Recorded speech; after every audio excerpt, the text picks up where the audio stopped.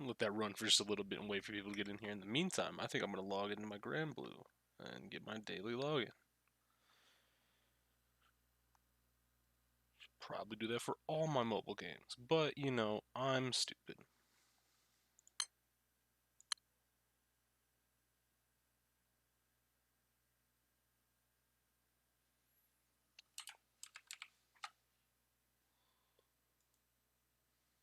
Alright.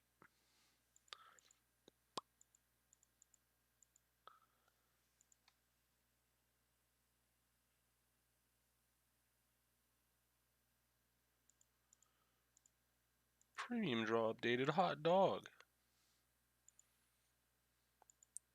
Why don't you just let me collect my crystals and I'll be on my way? How about that? Alright.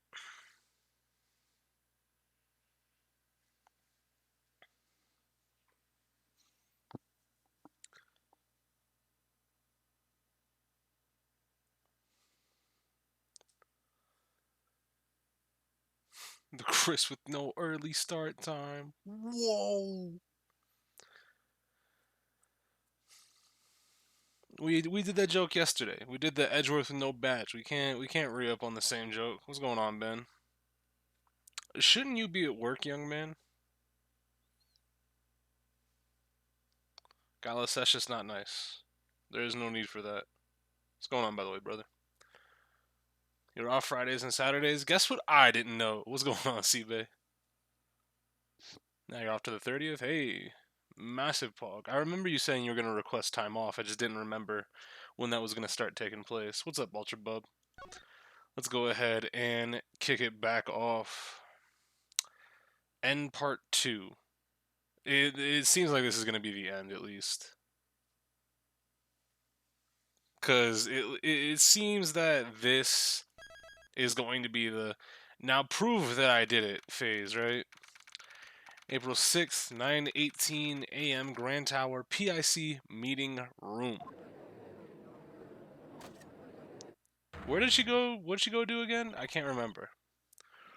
Oh, we just took a recess. That's right. And I guess Franziska was just back last in. For a second, I thought she went off and did something on her own, but I guess not. But order in the court. Prosecutor Von Karma, your report, please. I have bad news. We've searched every inch of the Grand Tower, but the auction gavel was nowhere to be found. Okay, well, we were trying to get the murder weapon? That's right. We were looking for the fucking auctioneer gavel as well. But we can't find that shit. We ain't found shit. That is most unfortunate. It seems I am left with no choice but to pronounce a verdict. Well, it sure seems that way, you know. Normally, you wouldn't commit a blunder like leaving behind the murder weapon, you know. I told them to comb the desert. I mean, auction house. The best criminals would never do something like that, you see? He's got a point. I don't have enough information. Is this as far as I can go? Yes, it's a shame, you know. But it can't be helped, you see? When Spaceballs movie night? Excellent question. I love that movie. This takes me back, you know? All those defendants who came to me asking for a plea bargain. They trusted me, you know? Told me every one of their dirty little secrets, you see? I don't like this guy's overuse of you know, you see. It's kind of getting on my fucking nerves, if I'm gonna be honest. Like, just move. Get out the fucking way. And when it came for the trial, I'd get them sentenced to life in prison. They were all completely dumbstruck, you know? Each and every one of them. This man's beard, exactly, CJ. What a bastard. What's up, young nipple, by the way? Oh, how I wish you all could have seen it, you know? The stupid look on their faces.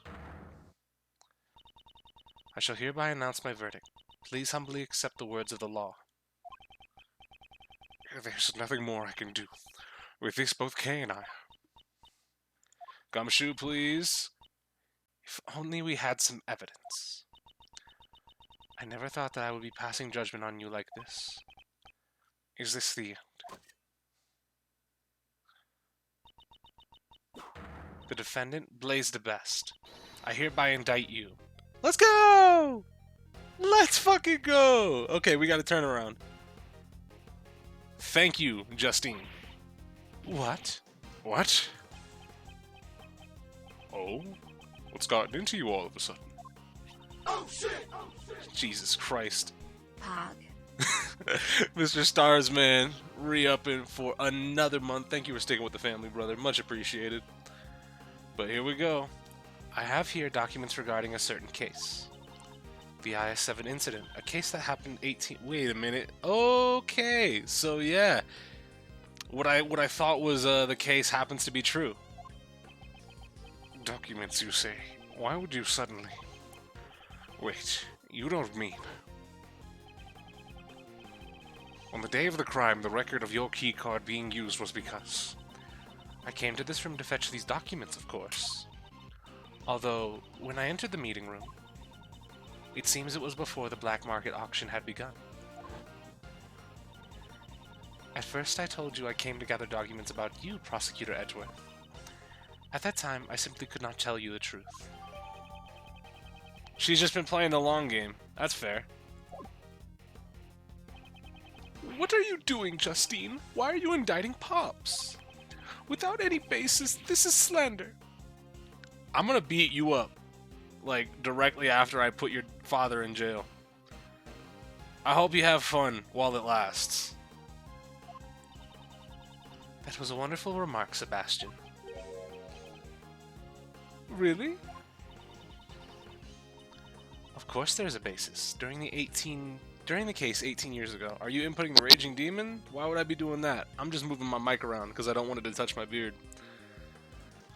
During the case 18 years ago, Prosecutor Manfred von Karma fabricated information regarding the body. That was because the body of the sculptor Isaac Dover had been stolen. I mean, to beat Sebastian's ass? Ooh, hold on, no. No Raging Demon, we're just gonna punch him a lot. Papa fabricated information about a body? What do you mean?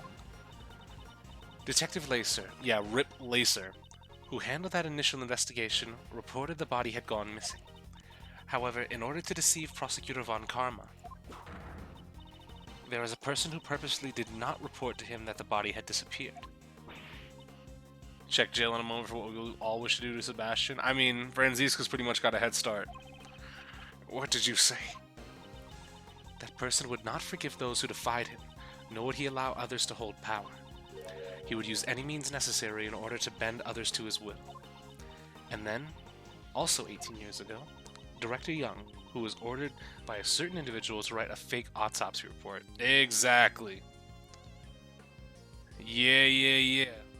Manfred even looked shocked finding out the body was just missing. Yeah.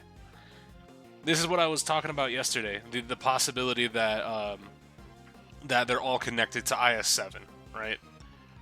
Because he was essentially just selling off fake evidence, and if Von Karma was pressed that he couldn't find the body and wanted to still indict Master on the murder, he really needed an autopsy report because he couldn't prove it otherwise. That was weird. Dr. Young was the one who wrote the autopsy report for the IS-7 incident. Please wait, Granny didn't do anything wrong. She was ordered by that person. She had no choice but to obey. That person was the chief prosecutor at the time. Yeah. The chief prosecutor 18 years ago. You don't mean... The chief prosecutor who gave Papa his first penalty. Oh. Fade to black. It was none other than you, Blaze the Best. Got him, GG's. No, shut up. What are you saying? Pops would never do something like that. Sebastian, we do not need your opinion right now. Literally just shut up, nigga. Blaze the Best, do you have a rebuttal? Fabricating stuff about the body, Von Karma did all of that on his own, you know. Falsifying the autopsy report? Yeah, you would actually do something like that? Man, you really did some terrible things behind my back, you know? Shake. Seeing as how all the parties are concerned here are here today, we should ask them directly. Please wait, Granny is ow. Granny, I'm sorry. I knew. That's why I... Yep, because if I didn't, he said he would expose you. If I didn't assist in the crime, Granny would be prosecuted. That's what that man, the conductor, told me. Oh, uh-oh. You've been outed. What you got? So Miss Jensen was being threatened. Was the conductor who threatened you blazed best? That I don't know. The person who threatened me was the auction conductor. They do have similar physiques, but I never saw the person's face. Any trivial thing is fine. Give us a characteristic that could be a clue. That's right. The conductor's mask had exposed just a tiny part of his face. There was a tattoo there, I'm sure of it. Okay. Has a face tat? That's crazy. A tattoo, you say? Objection. I really have no idea what you're talking about, you know? As you can see, there are clearly no tattoos on my face, you see? Well, doesn't that expose, like, your mouth and chin and jaw? So that person doesn't match me at all, you know? That person who threatened her, this so-called conductor, I wonder who it is, you know? Don't laugh, you bastard. You have incurred the wrath of the goddess of law. I suggest you watch what you say. Hasn't he incurred your own wrath rather than the wrath of the goddess? Jill Crane had been pursuing you, just as I have. And I will not let her death be in vain. Crane was, you know, you say she was pursuing me? I don't know about bald, but that beard just might be cap, if that's the case, right? He's got the wig on his face, but yeah, no, as we were saying yesterday, he could just be bald all over, and the goggles could just be holding the wig in place. It could be a wig that goes around his whole face. My, I didn't really know her all that well, you know? I don't mind girls chasing after me, you know, but I don't recall her ever falling for me, you see? You didn't know the victim well? That is a testimony we haven't heard up until now. Before the eyes of the goddess of law, you shall give us an official testimony. I see. Everyone is bullying me. No, we're just asking, dickhead. If you're gonna go that far, that's fine, you see. I'll just have to make you disappear. Oh, are you threatening us? Because that sounds like it's not a good way to prove that you're innocent. But, you know, go off. Prosecutor Edgeworth, I shall cooperate with you as well. Yeah, keep calling me Prosecutor. That shit suits, right? If we let this opportunity slip by, I doubt we will ever get him to stand in court again. Please do not let this chance go to waste. Yes. I promise I will live up to your expectations. Now then, Blazed Best, you shall testify regarding the victim. Those eyes. Regarding Jill Crane. The victim, Jill Crane, was a member of the Prosecutorial Investigation Committee, you see? Personally, I didn't really know her that well, you know? Either way, it's not like I have had a motive to murder her, you know? I have no idea why she was pursuing me, you see? Oh, well. You intend to deny your guilt until the bitter end, don't you? Of course he does. There's no way Pops could be the criminal. I mean, he's my Pops, you know. He's the very best, like no one ever was. Yes, Sebastian. If you're going to stick up for me, be sure to have a clear basis, you know. All right. I got it. I'll clear you of these false accusations, Pops. I believe in you, Pops. We won't lose to someone like Mr. Edgeworth. You've been losing to me for the past week. Like, just shut up. Yes. You are really pure. You really are pure, you know. That person, he really loves his father, doesn't he? However, one must be able to accept the mistakes of their father. no matter how much they may look up to him. Everybody, we got a striker team. We have a team full of killers, and then vegetableized K. We don't have real K. We have fake K. I hope we get her back to normal before the end of this chapter, or at the end of this chapter, rather. So we don't have to go into the final chapter with no Yatagarasu. Each person must atone for their crimes, no matter who they are. This is going to be hard for Sebastian, but I simply cannot overlook his father's crimes. Alright, here we go. So, it seems like we need to know more about... You didn't know her that well because she was on the PIC with you, right? So you're saying you weren't very familiar with the victim? That's right. I didn't even know about the burn mark on Crane's hand, you see?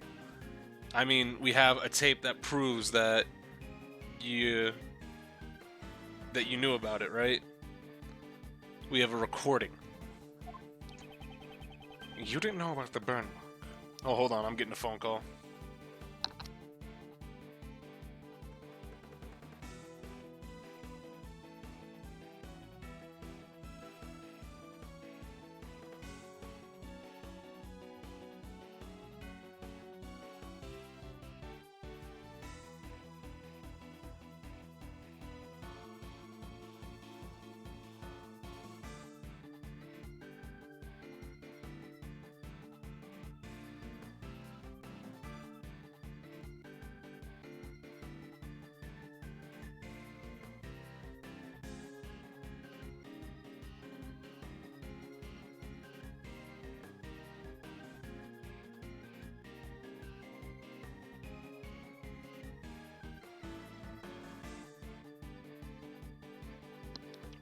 My sister was calling me.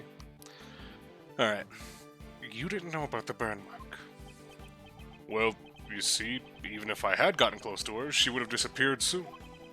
It's a pain to remember someone, you know, when they're just gonna disappear, you see. In other words, anyone who defies himself anyone who defies him disappears. I would like you to add your statement about the victim's burn to your testimony. I only just learned that she had a burn mark on her hand. That's not true. Because... what was it? It was the stuffed animal, right? That one has the, yeah. Ooh. I don't know about that one. Cause that's what we're trying to prove, right? Unless I'm skipping a step, that seems like that's right. Blaze the best. Take a look at this piece of evidence and tell me what you think. What do I think? Absolutely nothing at all. Right, Sebastian? Yeah, Pops. That has nothing to do with your testimony just now. But it does. Even Sebastian. It looks like Mr. DeBest has gotten a bit livelier, hasn't he? Indeed, he probably feels a lot more confident with his father backing him up. However, I will break through that confidence of the best father and son duo. Learned that she had a burn mark on her hand. What, like this...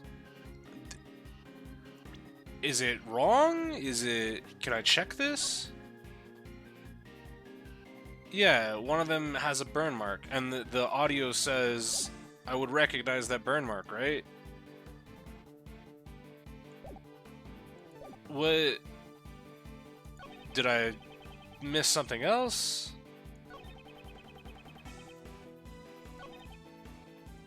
Am I stupid?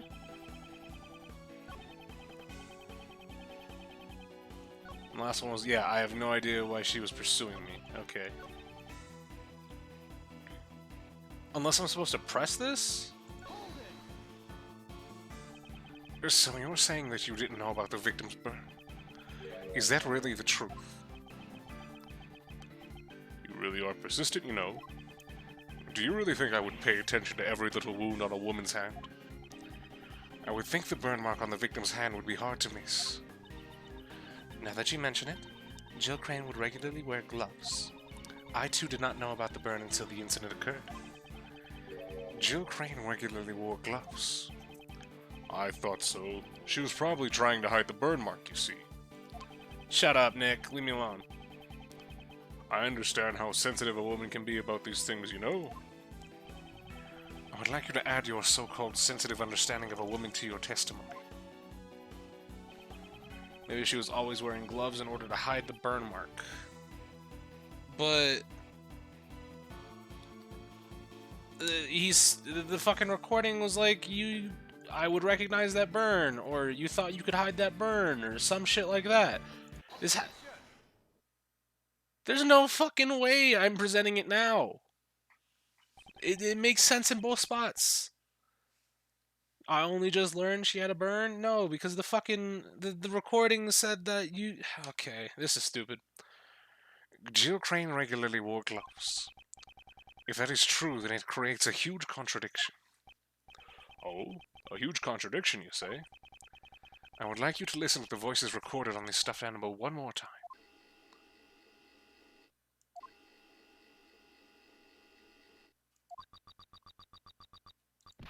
Can't hide that burn from me? Yeah, you can't hide that burn. Yeah, he knew. Fucking Christ. Right after I called you stupid, I spilled water all over myself. Karma. I've been waiting for my chance to get revenge all this time. We were under the impression that this was the moment when the victim was murdered. I knew who you were right away. You can't hide that burn from me. We thought that this statement was said by the culprit.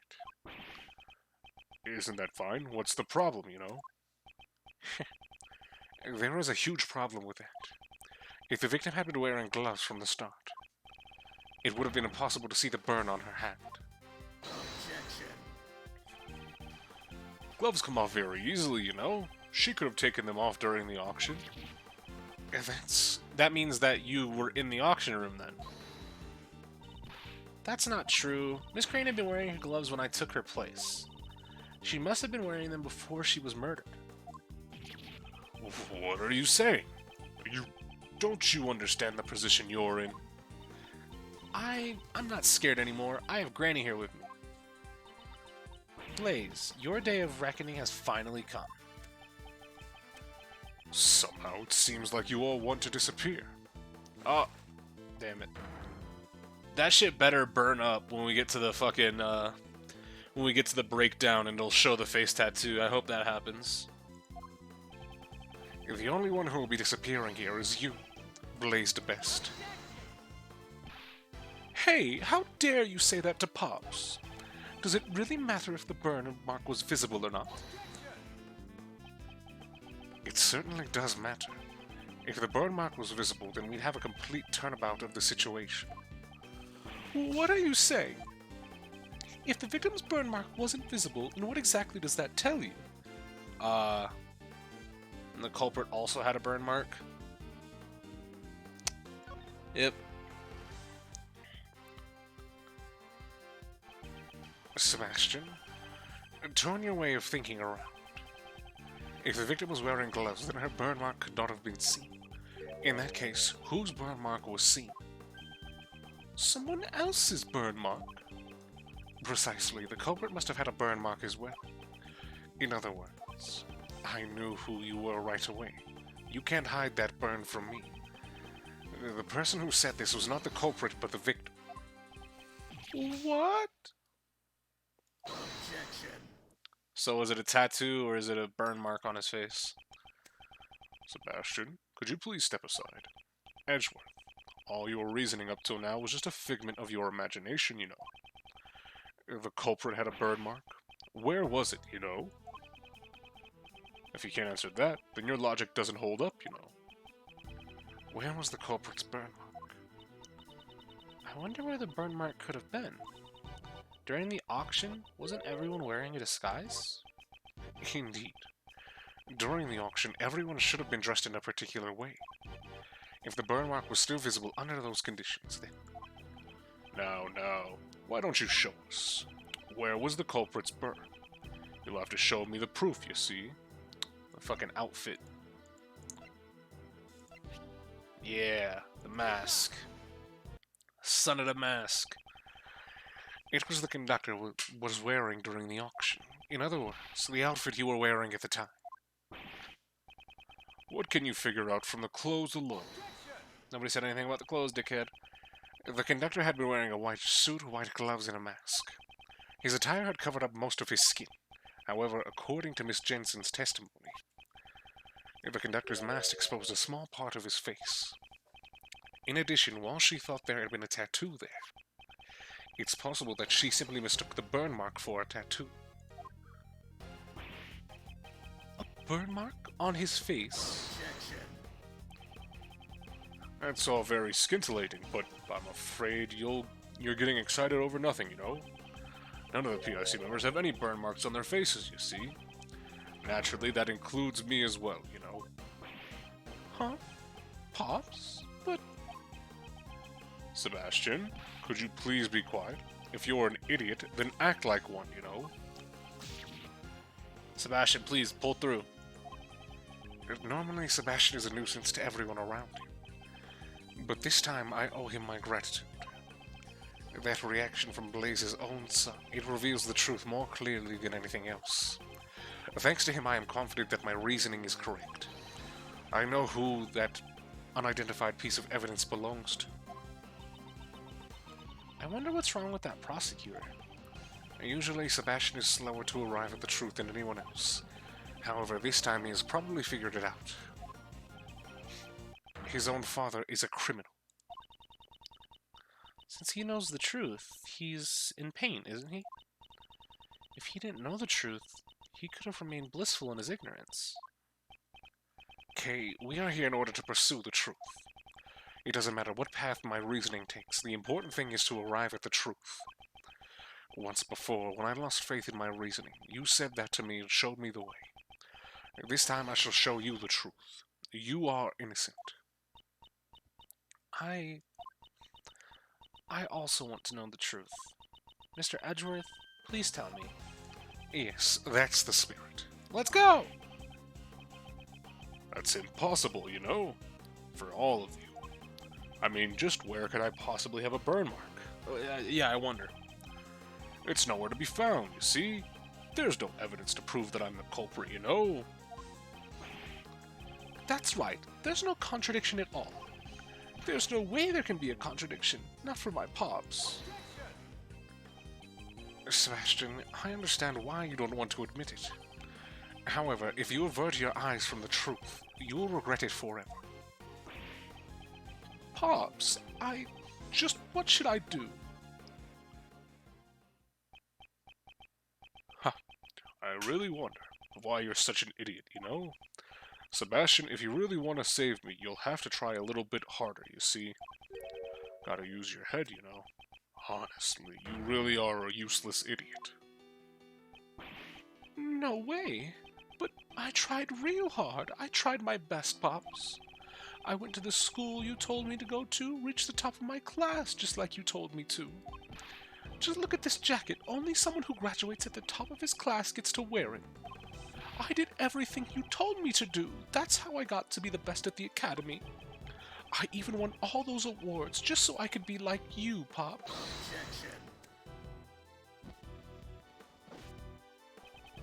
You really are such an idiot, you know. You know those gold stars you got on your test? I made the teachers give them to you. Yeah, because fucking Themis Law was a little bit privy to having people pay for good test scores and the shit of the like, right? We found that out thanks to Mr. Hugh O'Connor. So, you can thank Person in the Future for giving you away, Sebastian and Blaze. Basically, though, this is telling us that Sebastian should have a change of heart right about now and realize that he ain't shit.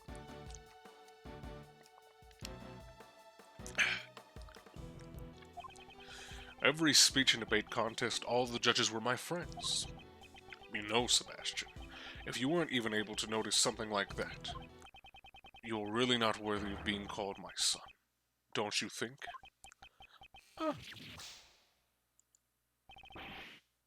Shit on. He's running away crying. Look at him. Even my son had disappeared. Oh my. It's enough to make me cry, you know. He was trying his best for me, and yet he was totally useless, you know. You are truly a despicable person. The chairman of the PIC and as a father. Even I feel sorry for that foolish prosecutor. Poor Mr. Prosecutor. I wonder if Aristotle and Blaze were friends. Probably. Blaze the best. Just what do you think of your own son? He's just a useless pawn, you see. Whoa, now, maybe you should look in the mirror before you criticize me, you know. I mean, even you also used Sebastian to get close to me, didn't you? I cannot deny that. However, he is not a mere pawn. He always tries to do his very best, even if the results aren't up to par. Even though he fucking sucks, it just doesn't matter. I've seen how hard he tries, and yet you refuse to even acknowledge it. That kid is no good, you see, no matter what he does, or is told to do. Prosecutor Edgeworth, I shall leave this offering to the Goddess of Law to you. Deliver her divine judgment against Blaze the Best. Yes, that was my intention, from the beginning. If there was a burn mark on the conductor's face... Free now, Civilization 6, thank you, Epic Game Store. It's a shame that I already purchased it. Or picked it up. If there was a burn mark on the conductor's face, then Blaze the Best must be hiding it. Had to step away to do a league battle. What I miss? We just heard about the tattoo. Sebastian and Blaze had a little bit of a falling out where Blaze called him fucking worthless, and he wasn't wrong. What was he wearing during the auction? That is the key to revealing the truth. Well then, allow me to hear your answer. Please show the piece of evidence that proves the culprit had a burn mark on his face. Karen's testimony, right? Yeah. Because she said that she found the wigs, or she had to put the wig on. Tap, tap. If you would recall Miss Jensen's testimony, there's still one point that remains unexplained. 2 types of wigs had been prepared, one which was left unused. Do you mean the wavy wig? What are you talking about? It was something Miss Jensen found when she switched places with the victim. What does something like that have to do with the burn? Inside the costume truck, Miss Jensen witnessed 2 wigs. One of them had been used by Miss Jensen to make her look like the victim. Now then, just what was the other wig used for? It doesn't seem like it was a spare wig. There's no need to overthink it. Just compare the attire of the true culprit, the conductor, with that of Blaze the Best. What's going on, pal? Don't stare at me like that. Don't you think there's just one spot where there is a huge contradiction? Specifically, around his face. So that's not a wig at all. Indeed, it was no wig. Blaze the Best, it was your fake beard. No, fuck. Damn it. This is a real beard, you know. Don't tease me like that, Edgeworth. Your son must have realized the truth before anyone else. That's why he was trying so desperately to protect you. You were also worried that he would tell the truth. Isn't that why you drove your son away from here? Because he knew that his father was hiding a bird under his fake beard. Come on, just set it up. Blaze the Best. How about you remove that fake beard of yours? Whoa. Yeah! I got what I wanted. I'm happy. A burn mark.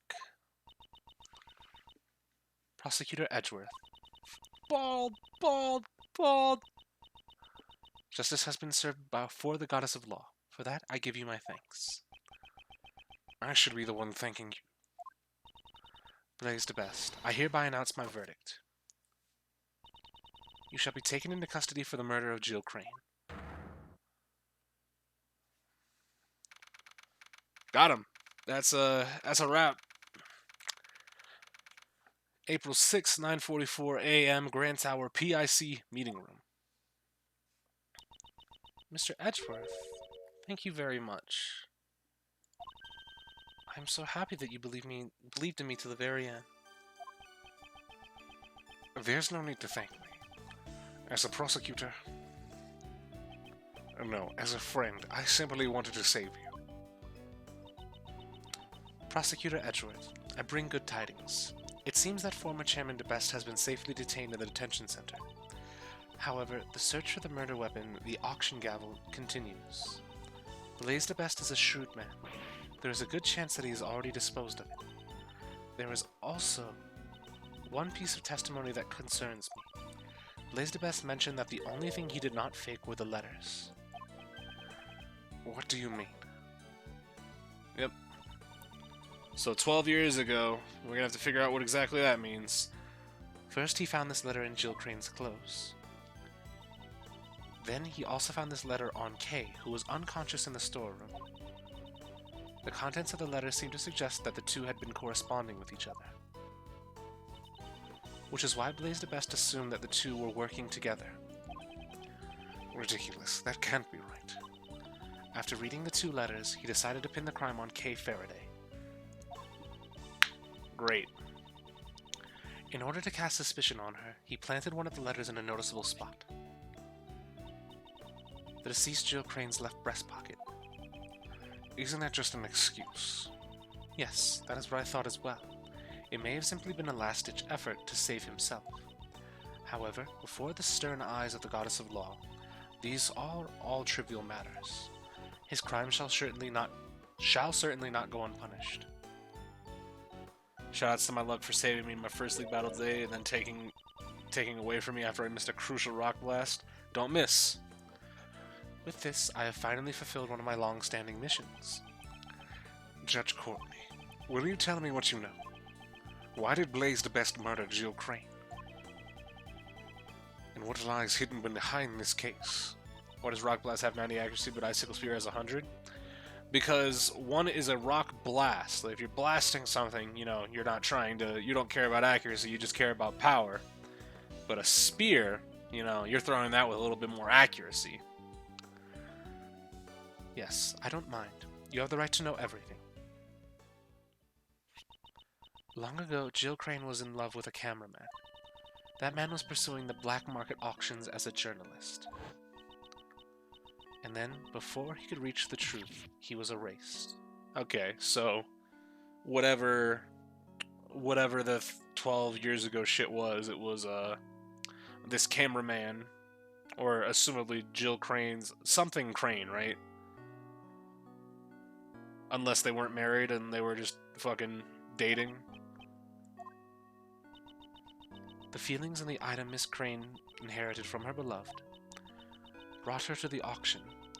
She had come to exact revenge on the conductor, Blaise. You could just say Game Freak hates rock types, of course. But why would I say that Game Freak hates rock types when they clearly just don't only hate rock types, they hate dark types as well? Although in the end, she was the one who was murdered instead. I see. So that's what happened. Dark Pulse is a move? And what about it? It's not a very good move. While the Goddess of Law cannot condone her actions, we have succeeded in her goal of bringing Blaise DeBest's crime to light. So Judge Courtney's goal was to expose Blaise DeBest and reveal the dark secrets of the PIC. By the way, what happened to the young prosecutor? We have been unable to contact him for some time now. Do you have any idea where he might be? I had not been truly working for him, so... I see. I feel very sorry for him. What you should be sorry for is the fact that he was kept in the dark until now. If you want fact that Game Freak hates dark types, I want you to go ahead and look at what happened to the move Knockoff. They buffed it, realized they made it good, and they can't have any good dark types running around, so they nerfed it into the fucking ground. So you tell me, does Game Freak hate dark types, or they hate rock types more? Because last I checked, Rock Slide still fucking flinches people. No matter how cruel reality is, he will have to accept it. If he can't, he won't be able to walk his own path in life. Rockslide and Stone Edge also miss like a motherfucker. I mean, pretty much only fucking Stone Edge. Ever. A father's influence is not something that is easily erased. However, I'm sure he will be able to change from here on out. Yeah, that's right. Surely you must be right. Will I too be able to walk my own path in life? Kate, is your body alright? Yes, thanks to you. I'm so sorry. Even though you're my patient, you ended up getting suspected because of me. Ow. You can't just take care of the patient's body, you gotta take care of the heart, too. That's my granny. Kay, how are your memories? I feel like I'm on the verge of remembering something. Well then, I shall take my leave here. I will be presiding over Patricia Rowland's trial. Oh, she's going on trial finally? That would be the trial for the murder of Horace Knightley. Who's in charge of the defense? Miss Crane was supposed to be her defense attorney, but now that she has passed away, we are currently arranging for a replacement defense attorney. Jill Crane had been in charge of Patricia Rowland's defense. I'll also have to get in contact with Sebastian quickly, since he's the prosecutor in charge. Well then. Ah, please wait. What about Mr. Edgeworth's prosecutor's badge? What will happen to his prosecutor's badge? With the chairman's arrest, the PIC is no longer functional, so I cannot answer that question easily. Perhaps one could say, only the goddess of law knows. But that's... Ray might be doing it. It'd be crazy if they're calling up Furio Tigre for it. You don't need to worry about me. This is the path that I have chosen. It seems you have no plans to change it either. Of course not. I chose this path to seek the truth. With the departure of Blaise the Best, the law has once again returned to our hands. If you truly desire to continue the prosecutor's path, I am willing to assist you in reclaiming your badge. I appreciate the sentiment, but I must decline. I do not relinquish my badge with half-hearted feelings. It could also be, for events, it could be fucking Christoph, or, Christoph Gavin. Call that man up. I see. It seems that our paths of law will continue to run counter to each other. Until our paths cross once again, I shall have you hold on to that badge. Let's get Grossman in here. Yeah, we can get fucking Marvin in here. However, on occasion, the goddess of law is quite generous. Please return this notebook to its proper owner. Case promise notebook. It seems this was scheduled to be put up for bidding on the black market auction. Oh, fuck. Them niggas are trying to... Oh, yeah, because I guess she lost it during the trial of, what the fuck was his name? Nah, it wasn't her dad. Whose trial was it? I can't remember the dude's name. Macrell, yeah, the fish nigga. The name K is written on the notebook. It seems Blaise de Best quickly realized this belonged to the girl, since the letters he found also contain the same name. Yeah, because that's not a... Let's assume that that's not a common name, right? Deed man got fucked. I remember the victim, I just couldn't remember the defendant. You speak as if he really did not know about the letters. Are you saying that Blaise really did not prepare the letters himself? Yes, that man said so himself. Kay Faraday's goal was to steal back the notebook. Jill Crane's goal was to get revenge. In order to achieve their goals, the two teamed up to infiltrate the auction. Or so he says. Unfortunately, this is all Blaise's misunderstanding. It was purely a coincidence. If the attorney from the PIC and Kay were really acquaintances, it would be strange that she never mentioned it to me, considering her personality. You really do trust her, don't you? A little bit. In the end, the notebook was used as another red herring, but it's something that is very important to that girl, isn't it? I'll make a special exception and return it. I'm sure that's what the goddess of law desires. What's going on, Exalted? I appreciate it. I shall pray that she recovers her lost memories.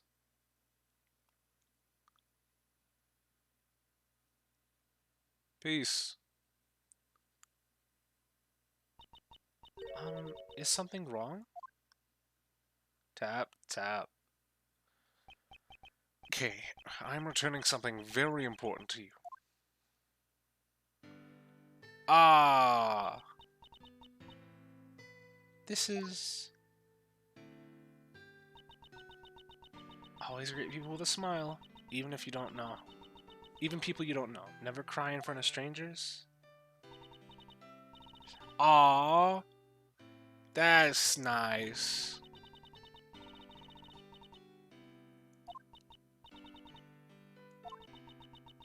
There was one more. I forgot to write down the most important promise. Promise number 5.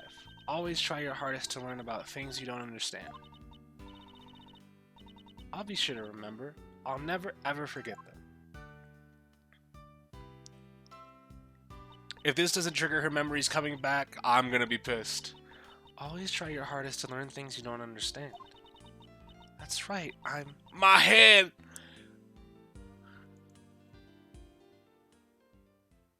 My head, Charles. the great thief who steals the truth, Kay Faraday. I'm the second Yatagarasu, and Mr. Edgeworth's assistant. Yeah!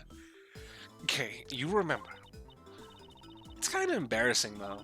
Thank you so much. It's all thanks to you, Mr. Edgeworth. Even when I lost my memories, you were still always trying to save me, right? It seems you're back to normal. YouTube sending me copyright fucking takedowns for what? My Moonlight Sonata video? Motherfucker, I played that.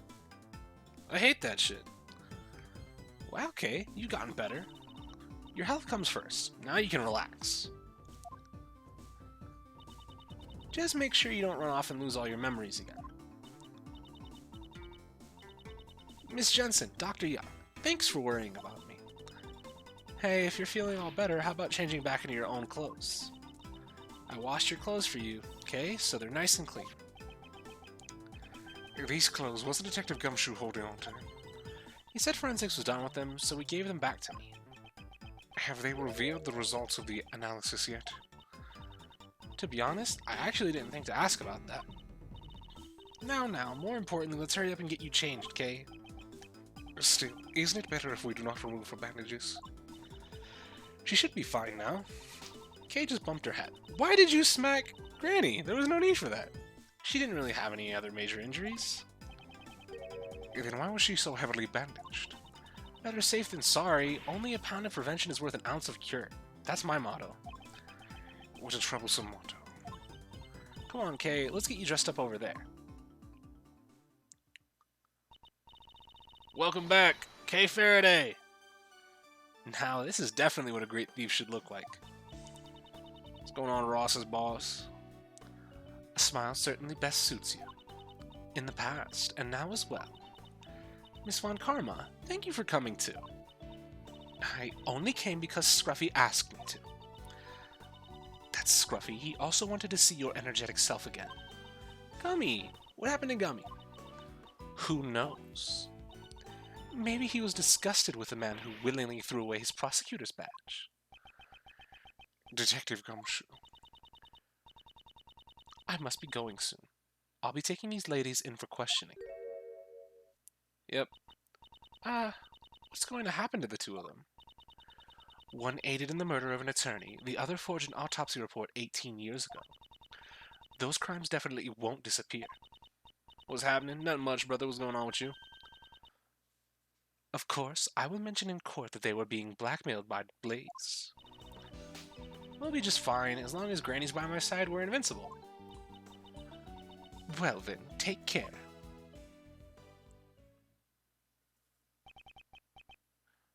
Now then, Kay. Sorry to ask so soon right after you regain your... Why is Lotta still here? Why are you still sticking around? Shouldn't you be leaving? Sure, ask me anything you want. What were you doing on the day you lost your memories? On that day, I was asked to come to Gourd Lake. What? I don't know who called me there, though. As I was watching the moon at Gourd Lake, a person in a red raincoat approached me. All of a sudden, he used some kind of drug to knock me out. What is she saying? The place where Kay saw the moon was at Gourd Lake? When I woke up, it seems I somehow ended up on the roof of the Grand Tower. My mind was still in a daze, so I stumbled around for a bit. So what the fuck is going on? Wait.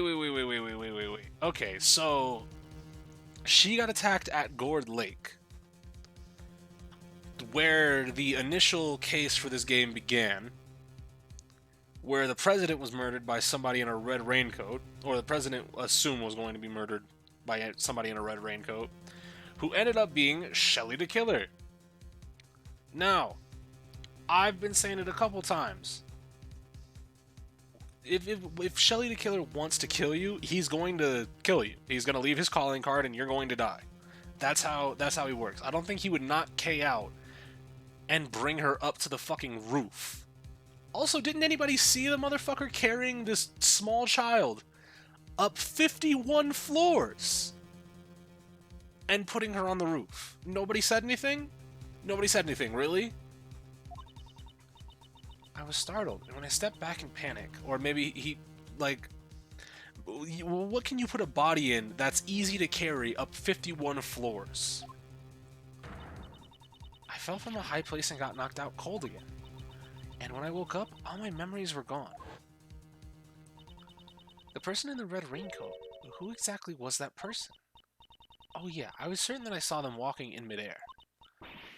Somehow, this is all starting to make my head hurt. Please calm down. You're just a little confused because you've only recently gotten your memories back. Yeah, what the fuck?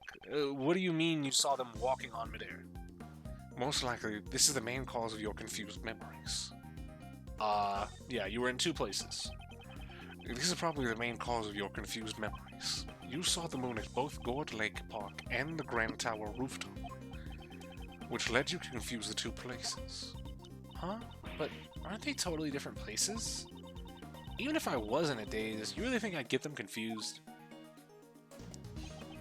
Most likely, there was something at the Grand Tower which led to your confusion.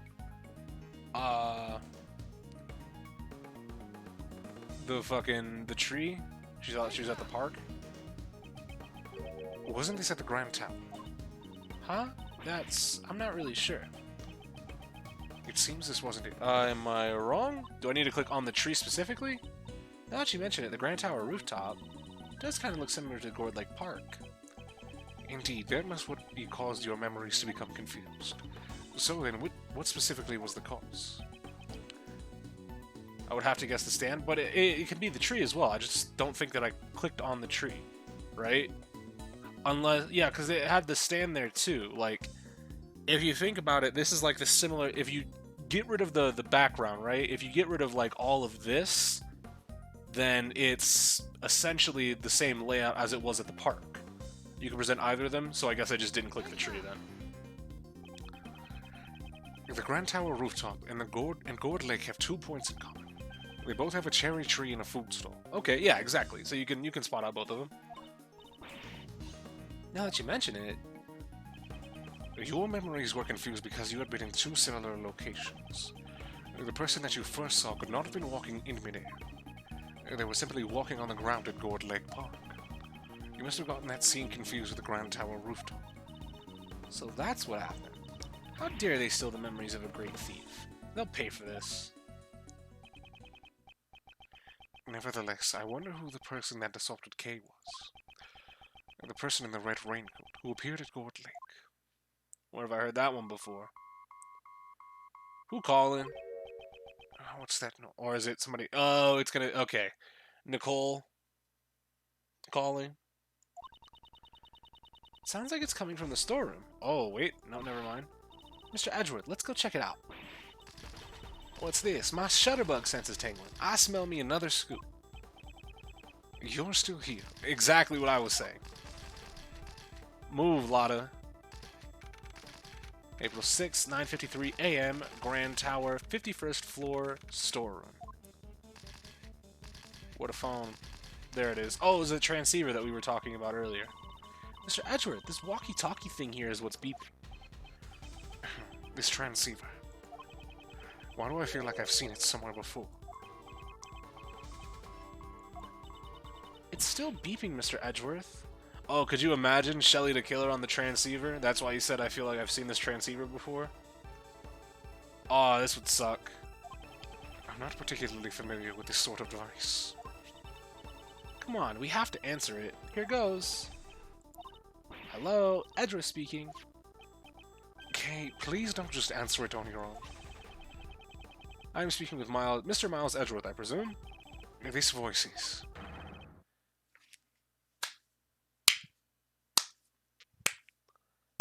You son of a bitch. Welcome back, Shelly the Killer. I congratulate you on resolving the case. However, can you truly say in good conscience that it has been solved? How did you know that we fucking solved that? Are you aware of the mastermind who was pulling the strings behind this incident? Why do you know about the incident? That's not important right now, wouldn't you agree? Right now, we're discussing the mastermind behind this case. I've had an inkling that such a person existed, even before you said anything. After all, there was evidence to suggest that someone had used K to disrupt the investigation. Yeah, I guess. You could say that he has somebody on the PIC that's keeping him informed, because the entire fucking, like, PIC board was there. Save Jill Crane, who was just murdered. After all, there was some evidence to suggest that someone had used K to disrupt the investigation. Huh? There was? So, who's this mastermind? I would like to hear your thoughts on the matter. Would you kindly show me the evidence that indicates the existence of a mastermind? I feel like the killer actually likes Phoenix and Miles at this point. I feel like they go bowling on the weekends. No, not the keycard record. Victim's letter, yeah. Yep. 12 years ago. It was a letter that Kay allegedly sent to the victim. Come to think of it, I don't remember writing that letter at all. Who could prepare this letter? I too am quite curious to know. So, you're not the one who wrote the letter. What could I possibly gain for doing such an act? Is it not necessary for you to stand in court to order to make the truth clear? What can you possibly do now that your badge has been taken from you? I do look forward to finding out from the shadows. This man, how does he know that? Do we have an understanding? Please ensure you do not betray my trust. Now then, if you'll excuse me. He said the case wasn't solved yet. What did he mean by that? Well... the killer could be on the PIC. I still think he wouldn't disguise his face, right? Because he does disguising his face is not part of Shelly the Killer's modus operandi. So it makes sense to me that he has an informant of some sort. If I see Shelly, Miles, and Phoenix walking together, I'm fucking running the opposite direction because you know damn well the body's about to be discovered. Yeah. I'm about to cook you in the pool hall. And why would Mr. the Killer even bother telling us that? Nothing makes sense anymore. This case has not reached its true conclusion yet. However, although I've lost my prosecutor's badge, who I am has still not changed. While I don't know where this may lead me, I shall reveal the truth. I swear it. The end. Out fucking standing. And the last episode is called The Grand Turnabout. That's kind of hard. That's it. Stream over. Good night, everybody. No, that's it for the case. It's not it for the stream. I don't know why. Don't know who told you that the stream was gonna be over. That's kind of crazy. An hour-long stream. Who do I look like to you? I don't know anybody that does hour-long streams. But why it end like that? Because we gotta have the cliffhanger. Oh, the case? I mean, we pretty much got the ending that we needed for it. Unless your Twitter icon is you, we know. Ooh, hold on. PIC room? What the fuck? Yo, who's stomping around out there? Ho ho ho. Ho ho ho. Ho. Yo, what the fuck?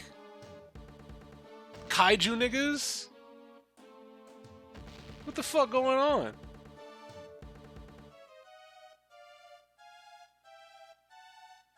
Oh, is it that fucking movie they were shooting? Okay. Great. It's fucking okay, it's not Godzilla, but it's kind of close. It's Godzilla, but a bull.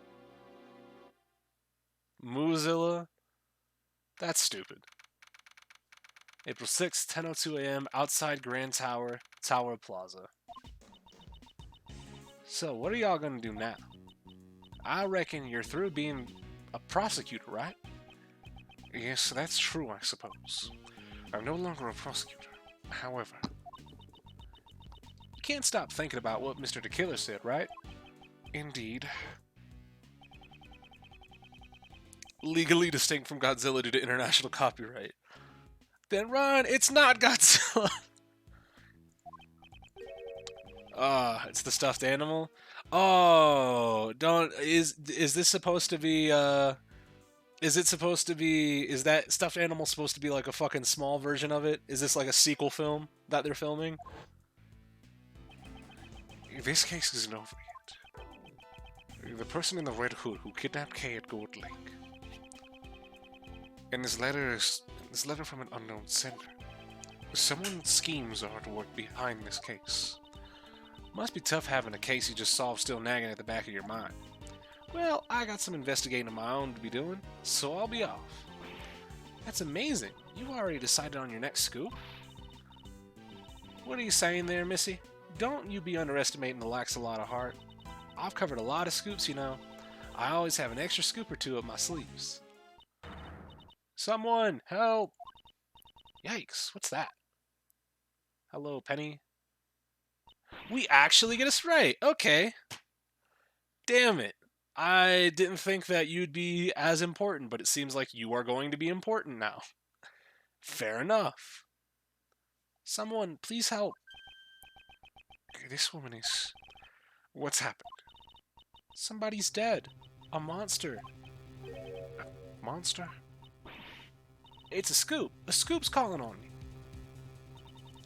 Please follow me. It's this way. Lotta's run sprite is so awful. Has something else happened again? I don't know. At any rate, we should follow her for now. April 6, 10:05, outside Grand Tower, temporary film lot. It's been how long? Like 10 minutes? Yeah, pretty much. These are genuine hoof prints. Hoof prints? Impossible. No animal could be this large. Mr. Edgeworth, look! Oh!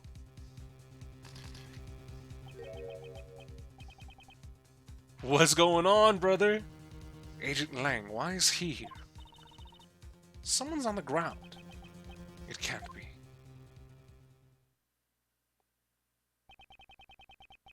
The president of Zhangfa, Dijon Huang.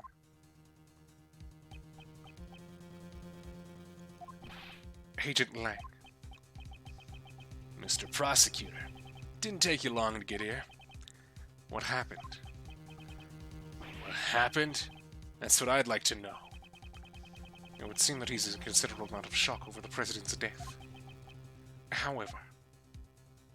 Dog. Now... No. I'm gonna say it outright. That hoof... him being placed inside of this fucking... This little, like, imprint on the ground does not mean what made the imprint on the ground crushed him at the same time. That's cap. However, it seems like to me that he was placed here after being murdered. How is he not fat? He's dead. How is the air oh yeah, hold on. That's actually a really good point. How is he not belly out right now? Cause he had to hold his gut in when he was talking to us. But he's dead, so he wouldn't be able to hold his gut in. Does the president have a fucking twin? Or because he's a president, does he have a fucking body double? That would make sense. Because if they were doing a fake assassination plot and something went wrong, you wouldn't want the real president there. Interesting.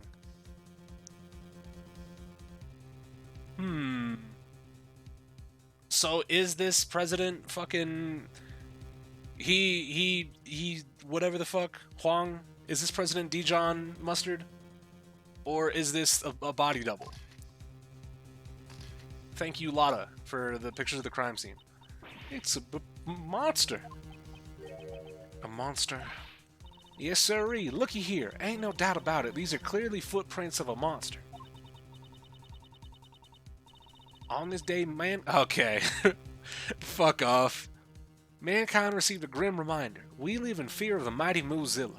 It really is Muzilla. Who the fuck said that? Oh, it was SNR. Okay, so I guess he already knew. So never mind, never mind. Mighty Muzilla. This here's a scoop. I got myself a scoop. Man trampled to death by a monster. I reckon it'll be the top story in tomorrow's paper. What nonsense. There are no such thing as monsters. Wait, it can't be. Yeah, Dijon Mustard.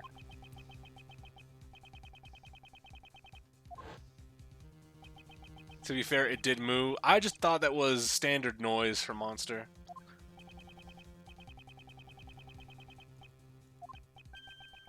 Ah. So is it just well, there's no calling card here. But is it just the fact that he gave us a calling card already? Hey, you. Were you the first to discover the body? Yes, well... Agent Lang. Lang Z says. He's got scrolls now! Hold on! First come, first suspected. You. Did you really just discover the body? Of course. Please calm down. You're scaring her. He does seem to have lost his composure. Calm down? How am I supposed to calm down? Do you know who's been murdered? Dijon Huang, the president of Zhangfa. Agent Lang, this isn't like you. When we first met, you had an army of subordinates under your command, and you boasted of having the highest arrest rate in the Interpol. And now what? Did you forget the fundamentals of investigation along with all of your men? What did you say? Instead of questioning people at random, you should investigate the crime scene first. Am I wrong? I don't need you to tell me that. I'll do a thorough investigation. Well, at least it seems he's calmed down for now. Mr. Edgeworth, let's investigate too. Yes, let's investigate. Right now, I do not have any investigation rights, but until the police arrive, I'm gonna be fucking around on the crime scene. Bro, she's a little girl? Nah. If you first pull up on the body, I'm gonna be suspicious. That's how it is regardless. What are y'all saying? Ain't it obvious who done it? The man behind it all is the mighty Muzilla. Huh? Well, I guess it ain't the man behind it, more like the monster behind it. You know? Good grief. Could you please just try not to interfere with the investigation? Shut your trap. You're the one who better not be sticking your nose in my business. I ain't forgiving you if you mess up my scoop. Excuse me. It's the woman who first discovered the body. I feel like I've seen her before. You're Mr. Edgeworth, right? Do you remember me? Yes. That case from before. Huh? Do you know her? Yes, I do. At least I think I do. My name's Kay Faraday. I'm Mr. Edgeworth's assistant. My, you have such a cute assistant. I'm Penny Nichols. I'm assistant at Global Studios. I'm in charge of the props and sets. It's nice to meet you. So she got like a big fucking upgrade, because she was just working on like small-time TV shows before. Well, small-time, but she was working on Steel Samurai, so she's moving to motion pictures. I consider that an upgrade. the award for the least likely fucking cameo in all of Ace Attorney goes to, I don't know. The cameo of Salmonella at the airport in Game 1 was kinda, it was up there. Yes, that was it. I once handled a case that occurred during the filming of The Steel Samurai. This one was a member of the show's staff, and she was involved in the incident. I must have met with her on numerous occasions over the course of the case. How dare you call The Steel Samurai small time? I corrected myself, alright? I realized what I was saying. But to be honest, I had completely forgotten about her. It's nice to see you again. The fact that you are here must mean that this place is... Yeah, this is sort of an outdoor film lot for Global Studios. They're shooting a movie here right now. I was the first to arrive today to set up everything for the filming, but everything seems strange. Those giant footprints, and that dead body. Oh, so you didn't set up the footprints. They were made by something else. I see. We shall examine the body. At any rate, could you please contact the police? Yes, right away. I feel like the least likely cameo goes to fucking what's-his-face from what? You mean Frank saw it? Yeah, no, I'd say that's up there as well. I'll have to take the time to listen to her story later. First, let's examine the scene. There are many things besides the body that concern me. But he's a murderer? Yeah, but you don't expect to see anybody you've convicted come back. That's crazy. I'll need to examine every nook and cranny of this place. Outside Grand Tower temporary film lot, investigation, start. Alright. So, let's look at the big feet prints. Or I'll go fuck myself, that's cool too. Oh. Let me look at it. Do I have to get around to the bottom? Fuck. This seems to be the lighting equipment they're using for the film. Ah, that's right. There's something I wanted to ask you, Mr. Edgeworth. When I'm stealing something, can you just make me look cool in a spotlight? You want someone to shine a light on you when you're stealing something.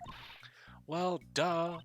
If the autograph's handiwork can't be seen because it's too dark, wouldn't you feel bad for the people watching? You're planning to steal things with an audience looking on. Let me look at it. Let me look at it. Let me investigate it. Motherfuck, no. There better be another one. God damn it. Doesn't seem like there is. But let's look at this thing. Ah, it's one of those sheets you lay out on the floor when you're having a picnic. It's definitely a vinyl sheet, however, I don't think it's for picnics. Mr. Edgeworth, if I may, that's actually a waterproof sheet. It's used with the camera crane over there. We'll cover the camera crane when it's raining. Then this sheet must be pretty big. Yeah, it would be pointless if we didn't cover up the entire crane. The weather was overcast yesterday, so we've been using it quite a bit. Alright. You notice anything, Lotta? You got anything for me? What do you want? I'm a busy gal. You best not get in my way. Why are you so obsessed with that monster? Such a thing couldn't possibly exist. What do you say? I ain't letting that pass. Mozilla lives, I'm sure of it. It's the mightiest monster this side of the Pacific Rim. Get it? Like Pacific Rim. I don't suppose you have some kind of basis for that. I saw it with my own 2 eyes. What? You saw it? No way. Yes way, the mighty Mozilla was really here. Last night when I was on the 51st floor of the Grand Tower. You mean when you were snooping around the black market auction? That's right, it was right around when I took this here photo. That's the photo of the person in the red hood. This was Jill Crane, right? You see those blinds next to the red hood? Well, the mighty Mozilla was on the other side. But there's nothing in the photo. It's mighty hard to capture something like that from such a distance. But I seen it plain as day. Mozilla's giant eye was peering in through those blinds. The monster was peering in. Looky here, now ain't the time for this. I gotta gather my materials. Y'all are in my way. Now go on, get shoo-shoo. How absurd. Mr. Edgeworth, you must be completely dumbfounded right now, aren't you? Was it that clearly written on my face? Oh yeah, Chris? Oh, what's going on? It sounds like bad things are about to happen. I saw it earlier, but Kayla needs to be eradicated. I mean, I've been saying it for a long time. I don't know why nobody listens to me. What's up with this broken lock? Miss Nichols, what does this entrance lead to? It's connected to the Grand Tower lot. Does this case also have something to do with that building? The building with the secret 51st floor, where the black market auctions were being held. You didn't know Kayla was horny? Yeah, I mean, I don't know why you guys didn't fucking suspect that. That's on y'all. It wouldn't be strange if it were still hiding a few more secrets. Grand Tower data okay, so this case has something to do with the Grand Tower at least. But what does the Grand Tower have to do with this specific? Like, obviously the fucking chain is busted right there. It is a lock and chain. Ah, someone cut through the chain. What? I'm sure it was locked up properly yesterday, though. Then it's possible the culprit forced his way in through here.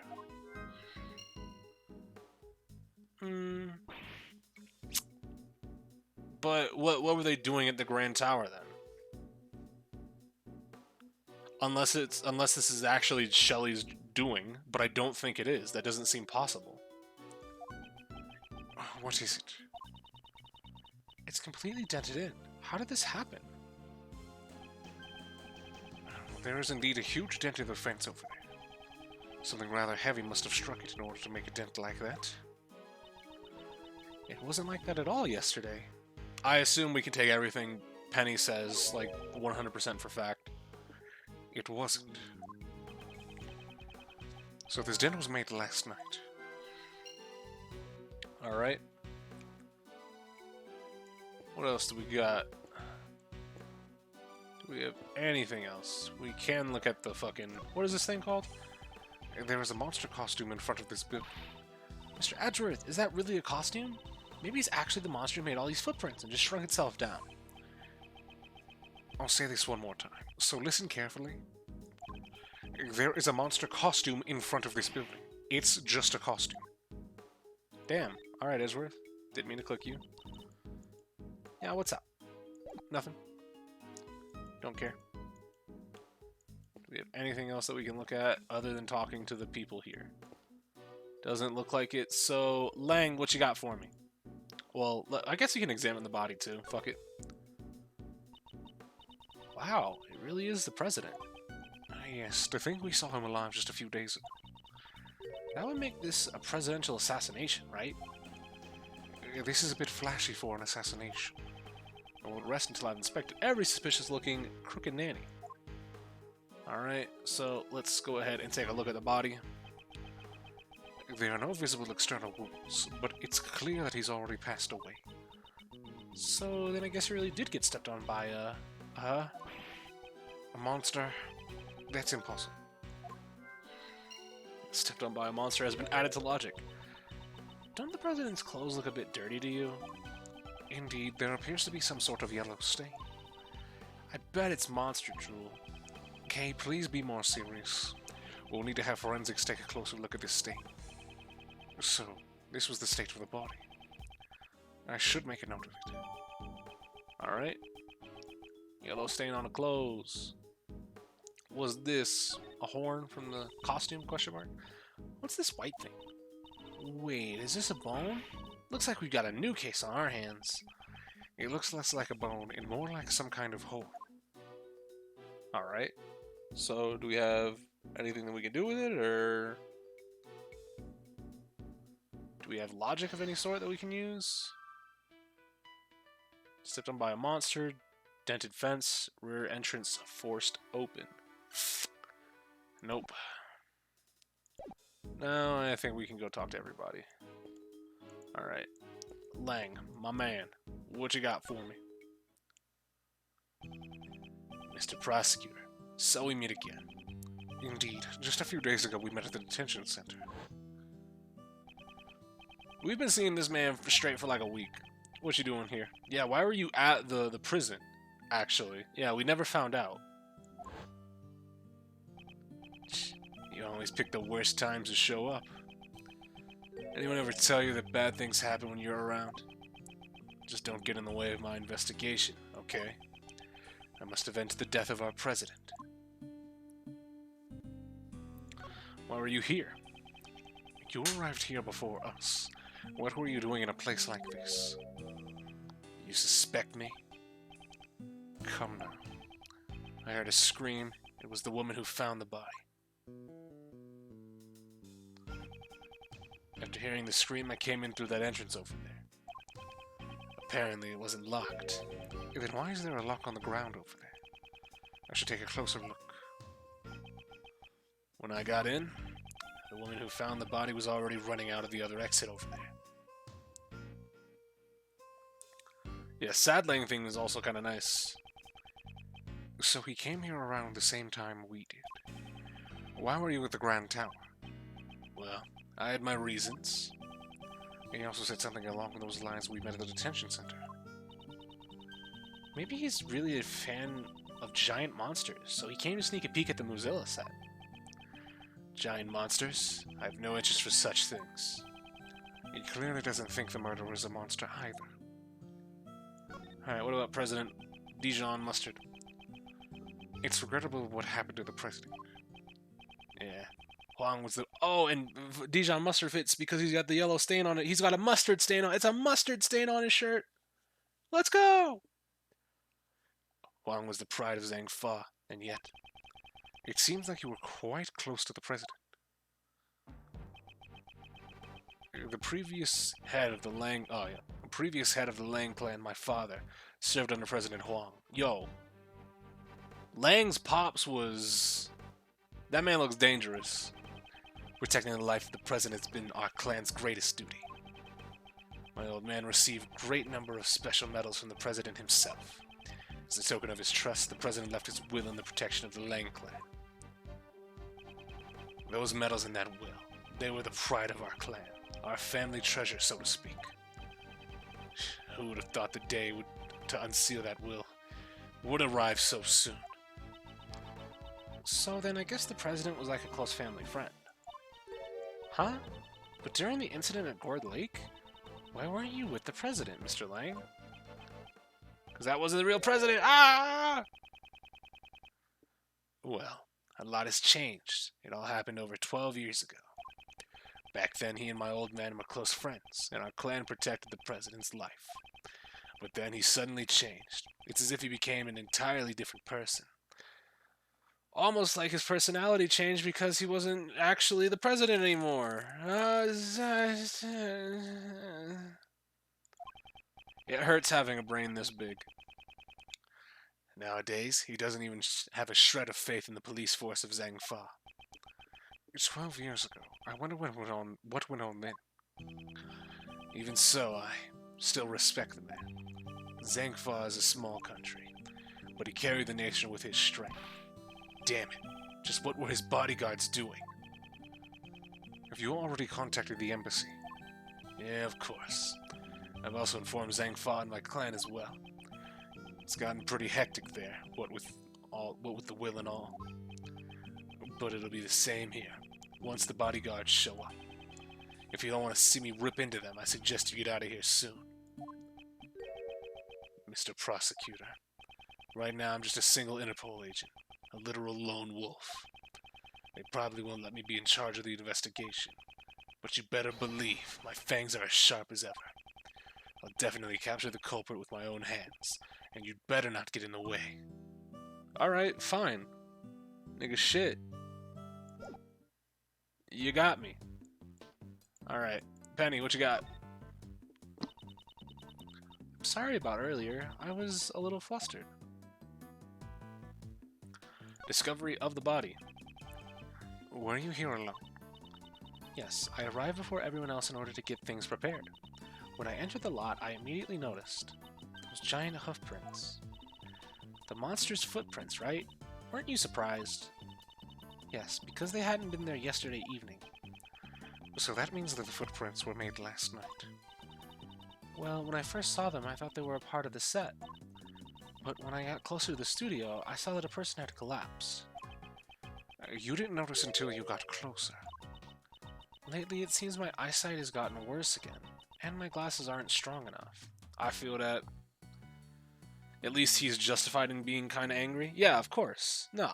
That's his family's legacy, and because it was left to some fucking schmucks that didn't do their job correctly, it's fallen back on him.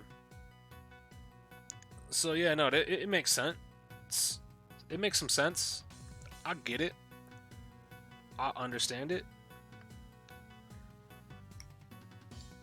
But yeah, no, my glasses aren't strong enough. I feel that. As I approached the body, I realized what it was. I was so scared I ran away. And that was when she ran into us. Alright, filming a movie. You said they were filming a movie. Could it be the Steel Samurai? Edgeworth really fucking loves it. He just really loves the show. Jesus Christ. No. So it wasn't. They're making a monster movie this time around. Have you ever heard of the Mighty Mozilla series? I'm sorry, but no.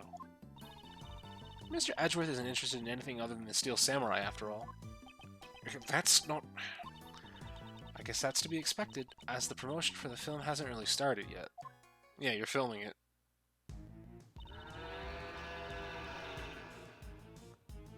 It is a moo, you're right, Jesus Christ. The Mighty Mozilla, its revival breaks 12 years of silence. It's the long-awaited sequel to the original series, so the staff are all fired up.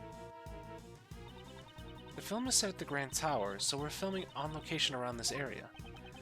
Come to think of it, yesterday. Yep. Yeah.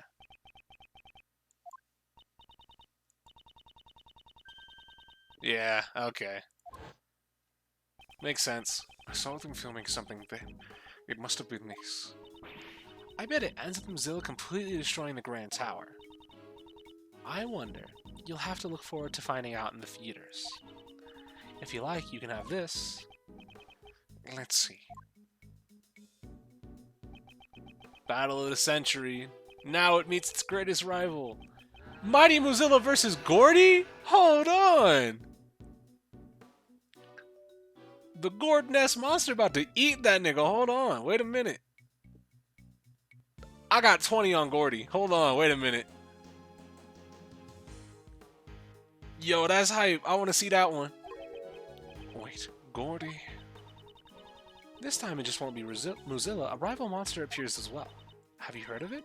Gordy of Gord Lake. Ah, wasn't it the talk of the town 2 or 3 years ago? Oh, the actual fucking... That's pretty neat. It's a mysterious monster living in Gord Lake. By chance, someone took a photo of it. It wasn't just the talk of the town, it was also involved in a case from my past. Gordy, huh? Now there's a name I don't really want to remember. When the director caught wind of that rumor, he decided to add it into the story. No, Lotta didn't get the original picture of Gordy. It was somebody else. Now what was it really? It was the fucking the Santa Claus balloon, right? No, it was the Steel Samurai balloon that Larry accidentally shot into the fucking lake. So it makes sense.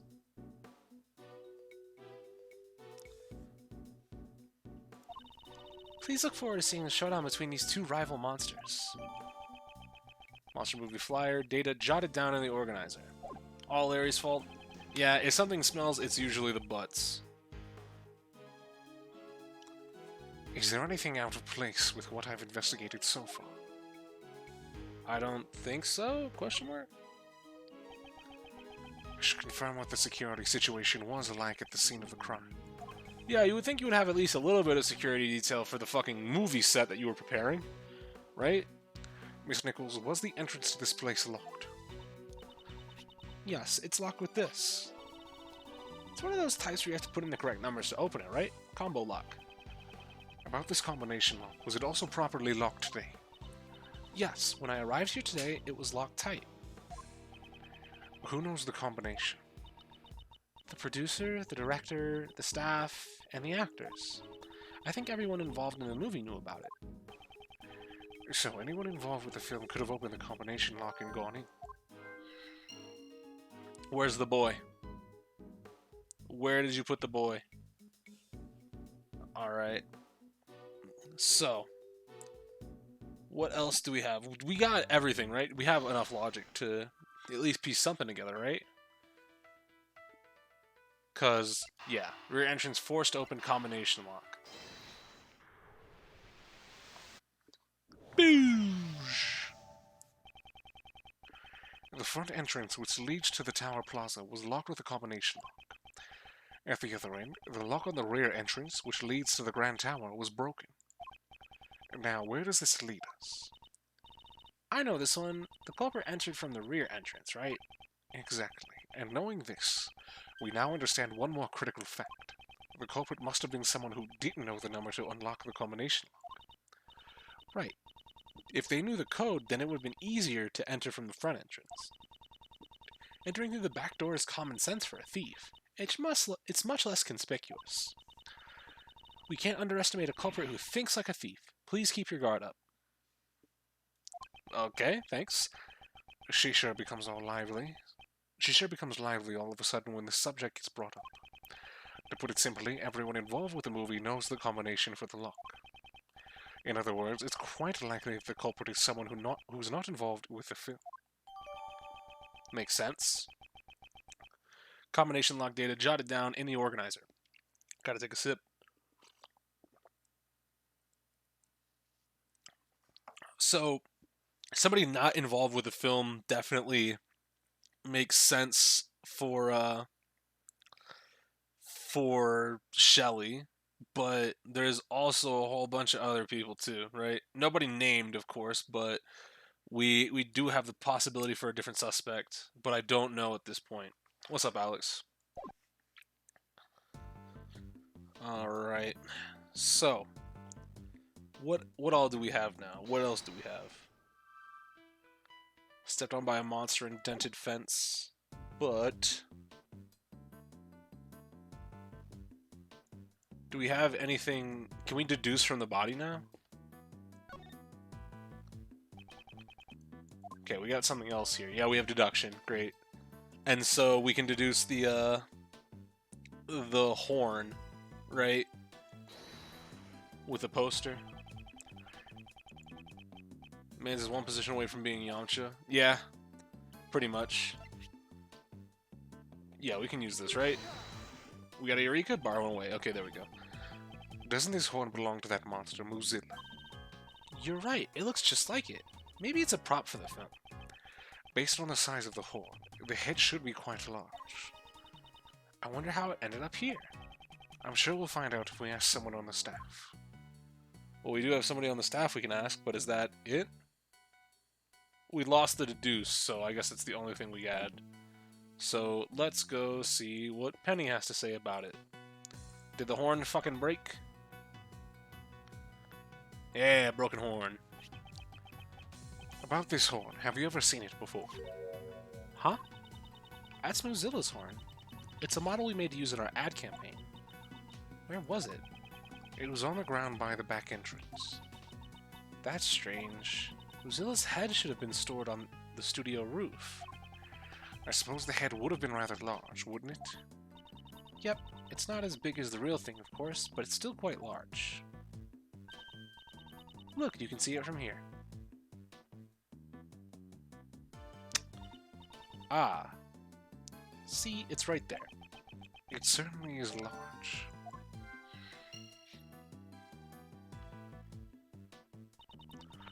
There's sure a lot of interesting things around here. It's the equipment we use for filming, the Mozilla costume and camera crane. They really are treasures. I'm getting kinda excited. It's possible that some of this equipment was used in the crime. I'd better take a closer look. Well, I wanted to investigate the thing as well, but they were just like, no, fuck up. Or maybe I guess I didn't get up close to this. I wonder what this iron pole is for. Oh, maybe it's used to practice tree climbing. No, this is a film crane. It's used to capture footage from high locations. Right now it's not attached, but there would normally be a camera connected to the end. I get it. This would be perfect for scoping out the places you're trying to steal from. Do you think they would let me borrow this? And how exactly, may I ask, do you intend to bring it back home with you? Mr. Edgeworth, you can take the base, and I'll take the top part. Does she actually expect me to help her? If we take it nice and slow, we might be able to make it to your house, Mr. Edgeworth. Not only do you want me to help you carry it, but you plan to leave it at my house. Alright, that didn't give me shit for nothing. Didn't I already examine this, though? What do I have in logic? Broken horn and dented fence, I guess. Boosh! Great. The dent in this fence and the broken horn. Neither of these things were there yesterday evening, based on the fact that these two things have changed. Ah, could Mozilla's head have... Indeed, the head that was on the rooftop may have tumbled down onto the ground. We got another piece of logic. This is an impossibility, which would mean that... And we're back to logic. Boosh! We may have found the missing murder weapon. Eh? Really? At the moment, I can only say that it is just a possibility. If the giant monster head had fallen from off the studio roof, that could definitely be a murder weapon. Miss Nichols, may we investigate the studio roof? The roof? Okay, I understand. Go on ahead, but the stairs can be a little slippery, so please watch your step. Mr. Prosecutor, I'm gonna take my leave here for a bit. There's something I have to check. Agent Lang, I wonder if he's caught on to something. Huh? It's the kid. Beat his ass. Beat his ass. Everyone just gather around him and start kicking him. Beat his ass.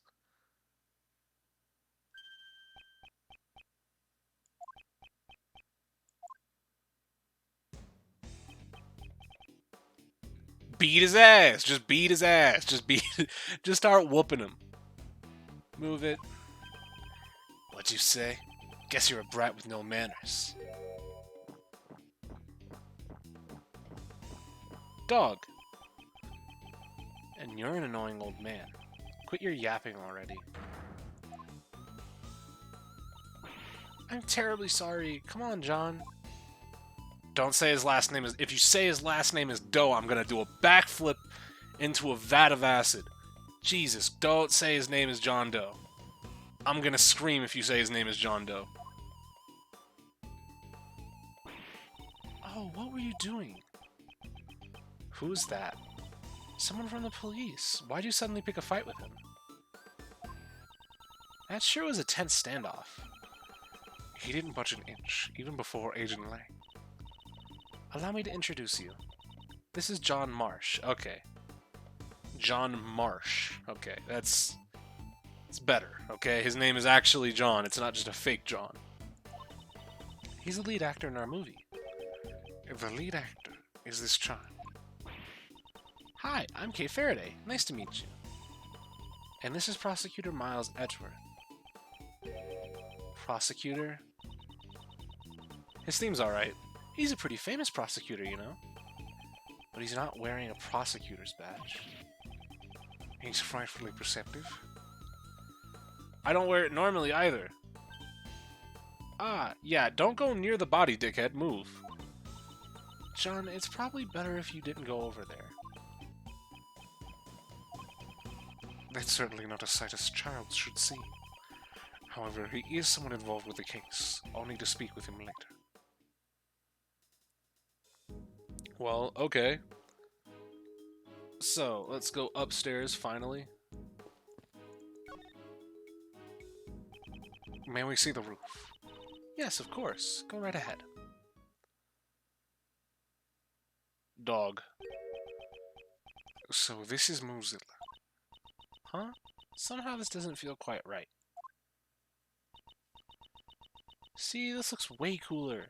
And he doesn't have a nose ring either. I see. You two aren't familiar with Mozilla. This is Mozilla's original design from 12 years ago. What? Then what's this? That's our take on it for the new movie. We've revamped the design to appeal to modern audiences. Revamped, but it looks totally different. And no matter how you look at this one, It's a cow. well, of course. After all, Mozilla was originally a cow monster. A cow monster? Having a cow, an animal that humans are very familiar with, turn it into a monster, allows us to question mankind's relationship with nature. That's the theme of Mozilla. I just don't get it. Nor do I. Alright, I won't rest until I examine every suspicious-looking nook and cranny. Made this replica of the original Mozilla head for promotional purposes. We'll be using it to let people know that the film is a sequel to the original series. I guess it would be hard for people to tell that they're the same monster. As we suspected, one of the horns appears to be broken. so did this head really crush the president? It's possible, however, there is something I don't quite understand. What's that?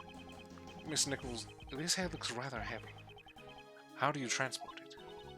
It's made so that it can be taken apart. It's not that hard if you know how to do it, but if you don't know how, it'd be pretty much impossible, I think. Which means it would be difficult for anyone not involved in the film. When taken apart, would it be possible for one person to carry it alone? Definitely. Given enough time, even I could do it.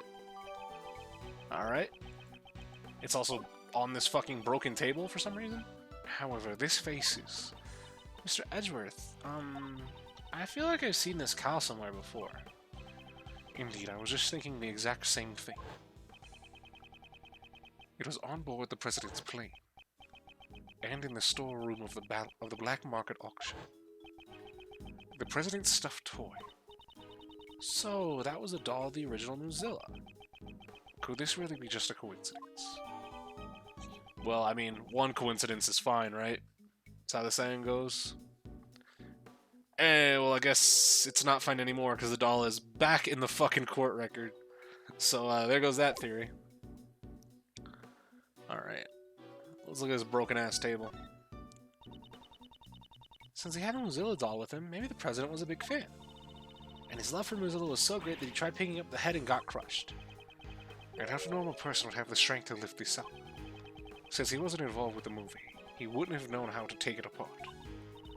If Mozilla really existed, that would explain everything. Can't you just connect the pieces in that direction for once? With logic, I mean. How about you stop talking about what I can do? Dickhead. Alright. So, that seems like it's about everything. Oh, I didn't want to click that again. Great.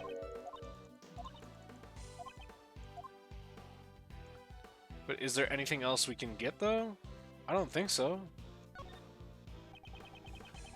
There is a can of paint thinner here. It's probably for making props. Mr. Edgeworth, doesn't the area around here look kind of burnt? It does. They spread out a blue sheet, the newspaper, and the side of this can all look burnt. I wonder if this Mozilla's head can also shoot out flames. Well, this old Mozilla design really doesn't look like it could breathe fire anyways. That's not our main concern, but I'm certainly curious. Yeah, so something was burning here, I guess. Fuck, didn't want to click that. Trying to move the fucking cursor while you're trying to examine is like the worst, top 5 worst things I've had to do in this game. Some sort of wooden stand has fallen over. The area around it seems to be burnt black. What up, Juve? Huh? Mozilla's head should have been on that stand. But the legs have broken off. It doesn't look like it can be used anymore. The broken legs seem to be badly burnt. I think it's safe to assume that a small fire occurred here. A small fire, huh? Is that what burnt and broke the legs off the stand? When the legs broke, the stand would have tilted if Mozilla's head was on top of the stand. It would have fallen off. So the head fell down because of the fire. Yes, and if that's the case, I have a pretty good idea of what caused the fire. There's a flammable can next to the heater. It seems someone is lacking in the safety awareness. Ooh, I'm sorry. I'll make sure this doesn't happen again. but I don't think anyone used the heater yesterday. I see. In that case, I wonder what caused the fire. Is Will Powers here? Hopefully. At one point. We haven't seen him yet, but hopefully we get to see Will Powers. That would be helpful, but I don't think there's a reason for him to be here, though. Doesn't look like it, at least. Like, just because we have Penny and Global Studios here. Wasn't he in Mozilla? I don't think so. John, was it? Would you mind if I ask you a few questions? I could be totally wrong, though. Hey, old man. You really a prosecutor? Yes. Old man? Then first show me your prosecutor's badge. I don't have my badge with me right now.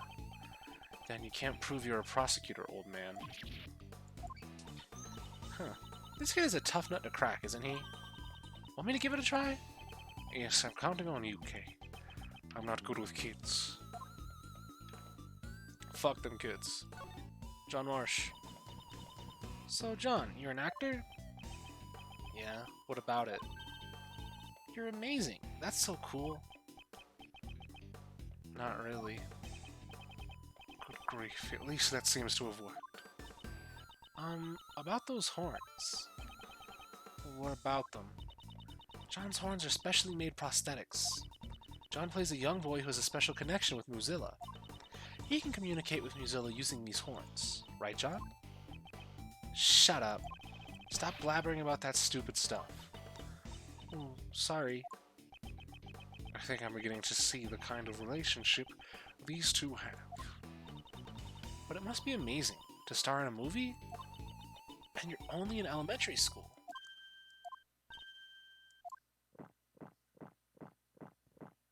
Struck a nerve? Despite how he looks, John is 13 years old and he's already in middle school. Oh, you're like just short. That's why he's drinking milk. He wants to grow. What? But he's so small, and he's wearing a kitty backpack. The backpack is part of his costume. He's an actor, after all. I see, but he's still really tiny. It's probably better if you didn't talk about his height in front of him. I thought I told you to stop blabbering about stupid stuff. Sorry. It seems the only thing that's not a prop is that milk carton. Alright, the president. That guy over there. He's the president, right? Yep, do you know him? Yeah, I've met him before. This boy has met with the president. That guy makes me sick. That's not a very nice thing to say. Why do you hate the president so much? Huh? And now he's giving me the silent treatment. The truth is, the president was involved in the film. The president was involved in the film. What do you mean? He was supposed to have a brief cameo in the movie. He came by to look around the set some time ago. That was when he met with John. Why would the president be appearing in this film?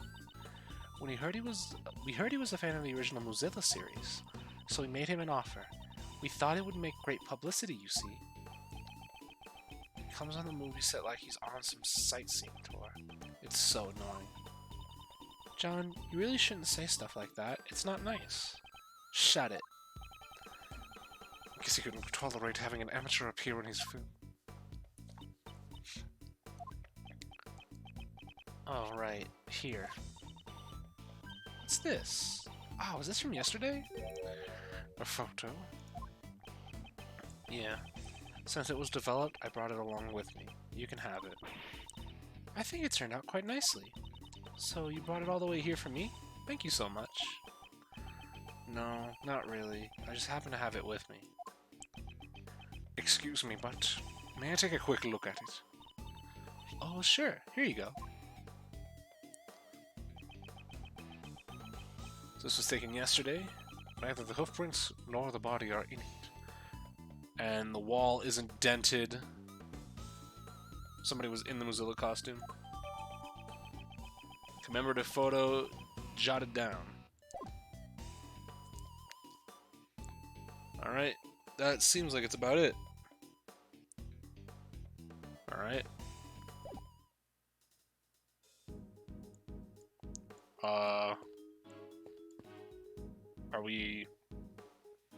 Are we done? It seems like we've gotten everything. Unless there was something that I missed from Lotta. Yeah, I think that we've got everything, though. Because we read this. She said she saw the fucking thing through the window.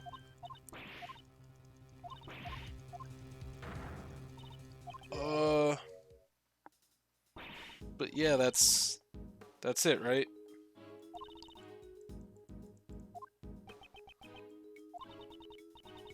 Unless I'm supposed to present something to them, but I don't think so.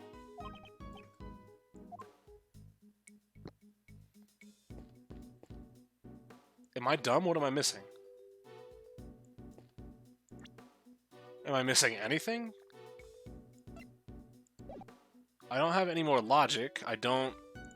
I've exhausted every dialogue option. Could you deduce upstairs? I don't remember that I could, but maybe? I've already checked this area early, but it never hurts to take another look. Yeah, no deduction up here.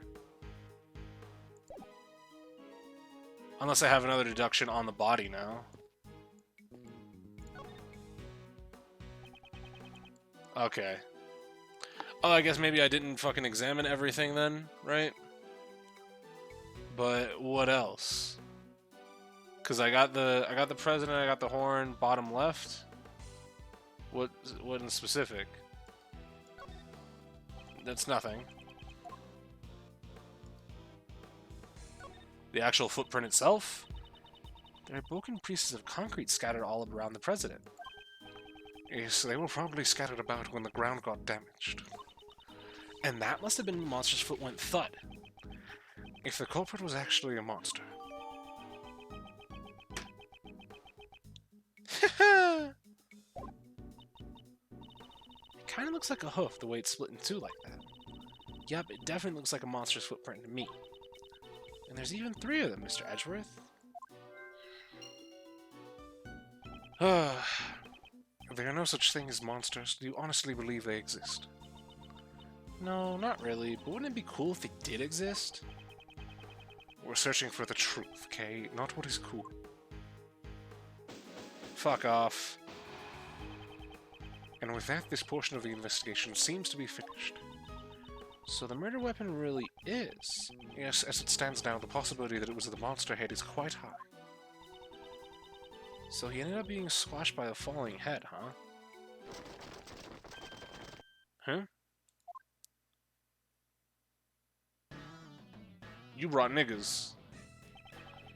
Although they're extremely late to the party, the bodyguards and the police have finally arrived. Mr. President! They really were far too late. Damn it, who did this? They'll pay for this. I swear I'll make them pay.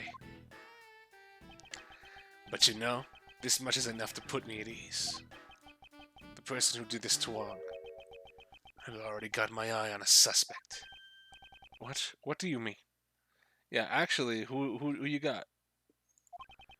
Even though Huang was the victim, he doesn't have extraterritorial rights here.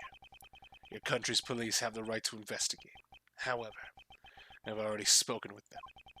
As an agent of Interpol, they're letting me assist in the investigation. So they've already established a plan for this investigation. I've already found my prey. Now it's time for the hunt.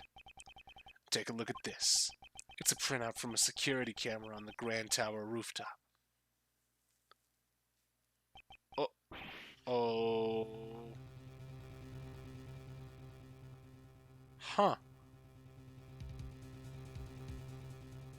But weren't we doing shit at 11:05?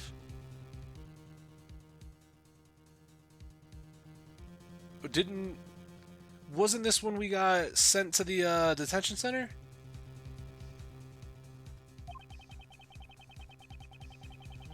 Although remember, nothing is never as it seems, so it's probably not going to be Courtney. This camera records people as they get off the rooftop elevator. And guess who was recorded? The president and his killer can be clearly seen. Why is Miss Courtney there?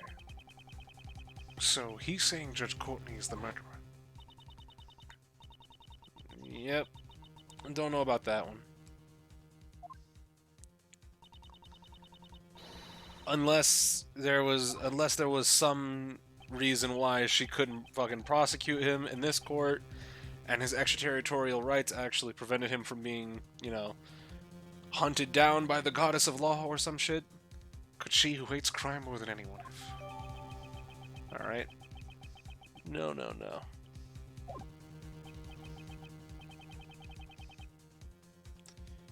Wait a minute. Hold on. Today is the 6th, right? In game, this is the 6th. April 6th.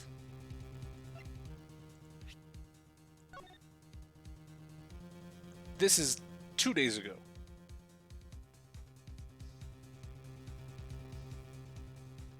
So unless his body was here 2 days, or for 2 days, then it couldn't have been him. Also, this was taken yesterday. The president was here. That's an easy shutdown. Sorry, Lang. Ah, there it is. Just now I heard a rumor at the Grand Tower, Miles Edgeworth, that you are no longer a prosecutor. Naturally, that means that you don't even have a shred of investigative authority. So what would be the point of having a logic battle with someone like you? Why would you say something like that? Didn't you also just get reduced to being a lone agent?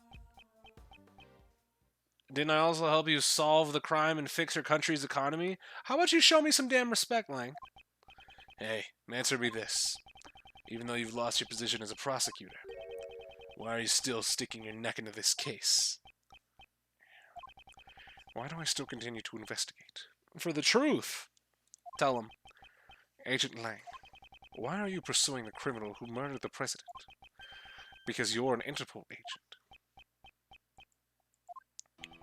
Right now I'm also chasing after a certain person.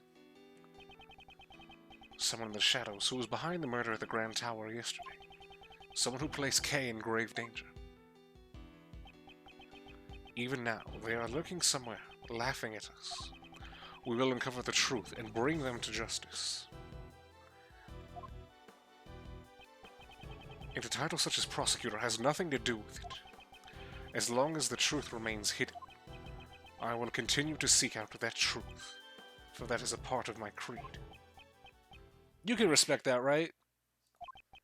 You're always trying to be so clever, but you really are kind of an idiot. Me, an idiot? How rude. That's the answer I wanted to hear. Alright, I'll play along with you for a bit. I've lost all my men and you lost your title. Yeah, we don't have shit. And yet we still continue to investigate. Let's begin this battle of logic between two kindred spirits. The fact that Lang doesn't show up at all in any capacity for the second game, or the second trilogy, is kind of a crime. I'm gonna say that right now. You have my thanks. However, I won't go easy on you. I'll definitely catch the criminal who murdered Huang. And I won't let you get in my way. Yes, I wouldn't have it any other way. Let me show you the truth that this wolf has sunk his fangs into. Welcome back, Shilong Lang. Why Courtney? Game 7 is more foreign shit, and Lang and Frenzies could show up as well as Gumshoe. It fucking better be. Actually, what happened to Gumshoe? I'm not even talking about overall in the story of Ace Attorney or in the fucking world of Ace Attorney. Where is Gumshoe right now? Listen up, that woman met with the president on top of Grand Tower. 2 nights ago, she pushed the president off the roof, and he fell onto this film lot. Yeah, but people were in this film lot yesterday. At the time, there was no one else on the rooftop, aside from those 2. There's no room for doubt. That woman murdered the president. Don't know. Gumshoe is chief of police now. It's the only reason not to be here. He has to be. He's the only man competent enough to do it. It was just the 2 of them alone on the rooftop. No bodyguards. Yeah, I confirm with those bodyguards over there. They didn't know about it either.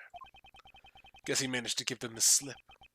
He must have had something secret to talk about. President Huang and Judge Courtney. Did those two have some sort of connection? Apparently, he had an arrangement with the owner of Grand Tower.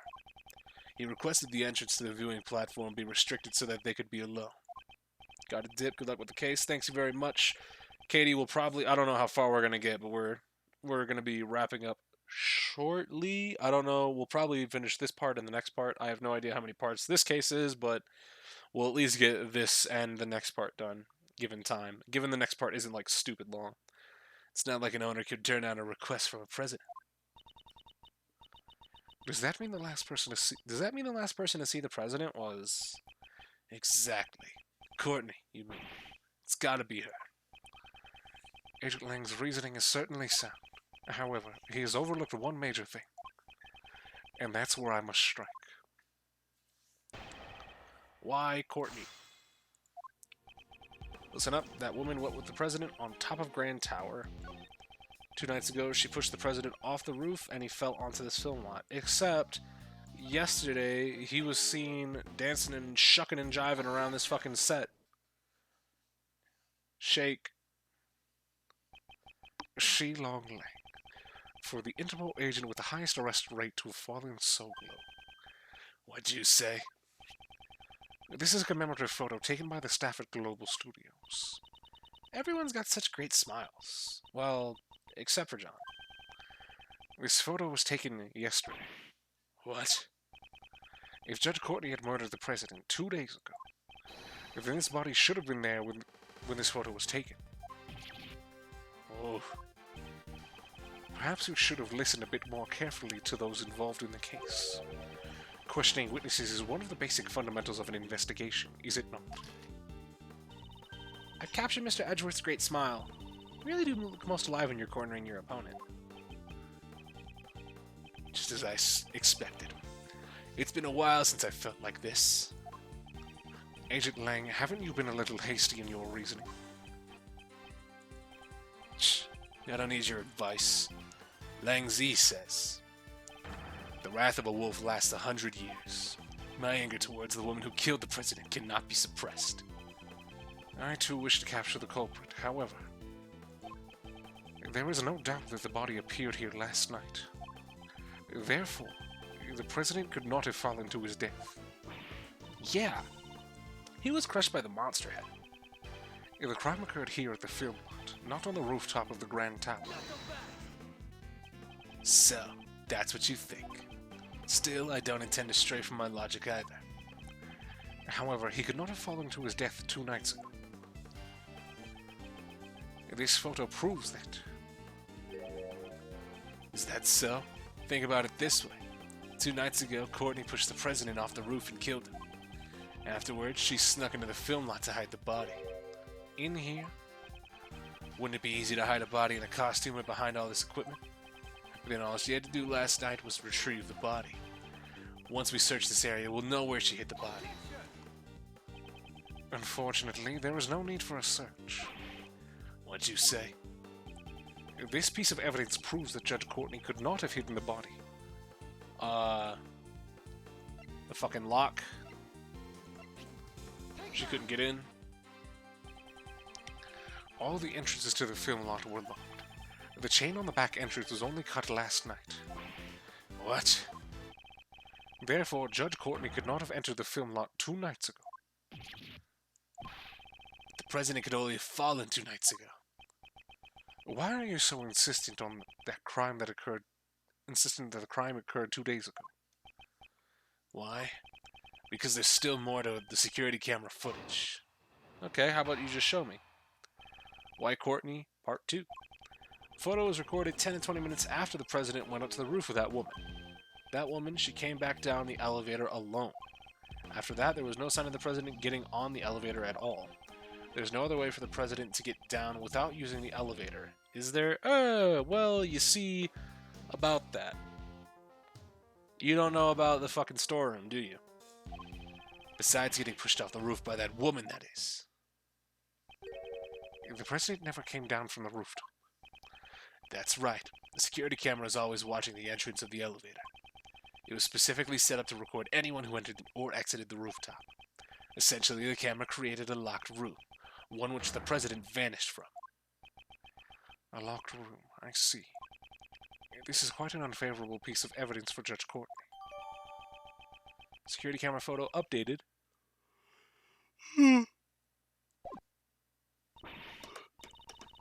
Yawn. A rooftop escape. That's a difficult feat, but you already made the escape, Kay. So even the Autogrosso can't just fly through the sky. That's right, I still need more training to be able to pull that off. Are you saying you're going to train yourself to fly? Why, Courtney, part dos. So, you think there's no way he could have gotten down from the roof without being pushed off of that bitch, huh? No other way for the president to get down without using the elevator, is there? You don't know about Grand Tower, it seems. There is a secret entrance to the 51st floor on the roof. Tap, tap. As a matter of fact, there was one. A hidden route, that is. A way down without using the elevator? You better not tell me he flew off or something. There's no need for that. It's quite simple. The president just needed to know about the existence of the hidden 51st floor. The 51st floor? This building has a hidden 51st floor. It is accessible through a secret hatch on the rooftop. Using that route, it would be possible to leave the rooftop without using the elevator. Hidden room? Secret hatch? How could the president have even known about that? I wonder. I don't know the answer myself. I am merely raising a possibility. In the first place, what's all this about? This hidden 51st floor? Well, we just solved it. I'll tell you about it later. Sounds like something that Ninja Girl there would love to get into. No way, I'm sick of that place. But okay, that place only holds bad memories, after all. The 51st floor was a secret storeroom for the black market auction. Its true purpose was only exposed yesterday. Black market auction? You aren't suggesting the president was involved in something like that, are you? I have no proof. However, the possibility exists, does it not? I wouldn't put it past that president. Howell. Impossible. The president would never. He would never be involved in a black market auction. What's this? You punks. Are you prepared? If you're gonna spout nonsense like that, I'll tear you to pieces. Eek. She ran away. You don't have any idea the amount of respect that man has earned from his country's people. I see. Well, you've seen the president's true colors. However, the people of Zhangfa remain in the dark. Should I inform Agent Lang of the president's true nature? No, telling him now would only further cloud his judgment. I understand, Agent Lang. Please calm down. We spoke out of line. I apologize. Sorry, my emotions got the best of me. And Kay, how long do you plan on hiding? You can come out now. I'm sorry. It's fine. My anger is directed towards the president's killer. Well, I'll be. You're actually a pretty good guy, ain't you? That loyalty to your president is mighty admirable. What's it to you? Oh, don't be like that. I got some good news for you, I reckon. What? The president ain't never passed through the 51st floor. You can count on me. Oh, yeah, I guess. You would know. But you were passed out, right? But you weren't in there the whole time, right? I was in the storeroom myself, and I saw it with my very own eyes. That's right. She snuck into the storeroom that day. Lotta's testimony jotted down in my organizer. Well, Lotta's testimony's back. Thanks. Hey, Mr. Prosecutor. What is it? I don't intend to give the culprit a single step of leeway. No one's seen the president since he met with Courtney 2 days ago. That doesn't change the fact that the body wasn't here yesterday. It was pushed off 2 days ago. It would have been odd. It would be odd that he wasn't found until yesterday. I'd have to fall from the roof would take a whole day. I'll admit, there are a few things I still haven't figured out. Regardless, there is only one thing that I am certain of. There is?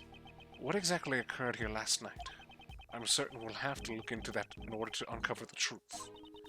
Because the body and the hoofprints could have only appeared last night, right? What's up, cop? Agent Lang, we'd like to bring the body in for autopsy. Well, it's in your hands. Make sure you show the proper respect. I also have one more thing to report. What is it? We found some footprints near the body. They were left within the area that looks like a monster's footprint. There were human footprints in there with a monster footprint. What kind of footprints? Sir, they were the footprints of a child, about the size of an elementary school student. What? Huh? An elementary school student? Wait, could it be... Who was that? Miss Nichols. I'm so sorry. I didn't mean to interrupt you. Please excuse my rudeness. Is there something you want to say? What is she so scared of? I'm worried that you'll think poorly of me, but... Please let me testify something. It's really important. That's not something you need to be so worried about. What is it? Last night, I actually came here. Why didn't you tell us this earlier? Why are you just a dickhead? Okay? Or are you covering up for the fucking boy? Eek. Why did you come here? Well, I got a little worried, so I stopped by. To check up on John. John? You mean John Marsh? As I thought. Yes, last night, John stayed here late in order to practice by himself. Wow, he's really dedicated. Well, this movie is the first time he's starring as the lead role, so I'm sure he wants to do his best. She must have witnessed something last night. When was this? If I remember correctly, I think it was a little past... Excuse me. My stomach just started assaulting me. It sucked. A little past 10 p.m. Interesting. It looked like it was going to rain, and I was getting worried, so I came to check up on him. And when I got here, well, You saw something? Yes. John was practicing by himself. And right above his head, I saw a long, long neck. We're not doing the Gordy shit, are we? We're not, right? A neck? Yes, its skin was really scaly, almost like a reptile. It was like the neck of a dinosaur. Lotta, please. Whoa there. Could that have been Gordy? Last time I went hunting for it, it was a bust. But I reckon this time it could be the real deal. What? So this time it's Gordy? That's right. I was really surprised. After all, John is the boy who can communicate with That's only in the fucking movie. Come on, Penny. Yeah, that's right. Them horns of him let him hear what the monster's saying, right? Again, for the movie. Even so, He was looking up at Gordy's face and was talking to it. It was like they were friends. Doesn't that sound weird? You said it, sister. That's pretty darn strange, I reckon. That boy's a little traitor. It seems she's gotten reality mixed up with the movies. Yeah, and who was tricked but Lotta? Hey, Missy, did you really see that? Yes, but I was so shocked I ran immediately home after that. What do you make of this, Mr. Prosecutor? Is another monster taking the stage? Agent Lang, do you really believe this absurd testimony? I couldn't care less about the monsters. However, it looks like who we need to talk to next has been decided now, hasn't it? John Marsh. He was here last night. It's very likely he saw something, isn't it? Attaboy. Mozilla versus Gordy? Pog. John Marsh, we have some questions for you. Wherever he went. John kind of left a while ago. What? Let's go after him. Why is Lotta coming? Jesus Christ. April 6th, 10:54 a.m. outside Grand Tower Plaza.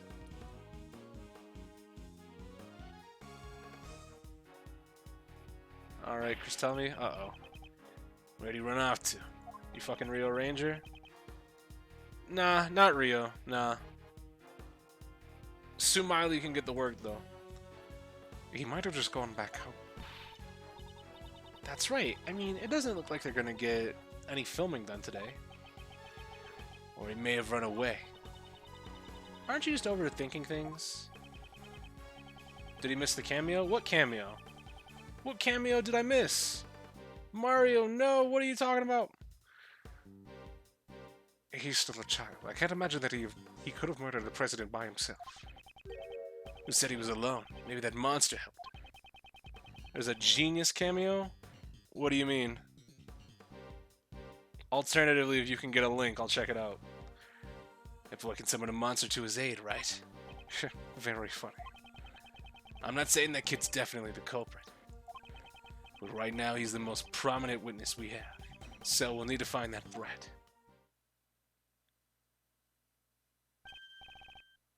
Hey, Gumshoe, what's going on, buddy? Ah, Mr. Edgeworth.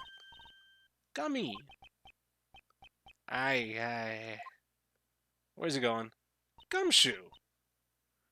He ran away. What is the detective doing? Yeah, Rico without makeup is top tier. Doesn't matter. Not like I can rely on this country's police anyway. Agent Lang, do you intend to continue investigating by yourself? Yeah, that's right. You got a problem with that? Didn't you always have a small army of subordinates with you before? That's right. But, you know, being a lone wolf isn't all that bad. You don't have to worry about your subordinates or partners. All you need are your fangs. Simple, right? Subordinates and partners. Well then, I'll be seeing you two. You get it by examining the fence twice. Let me see this thing. Gotta meet my YouTube before it starts.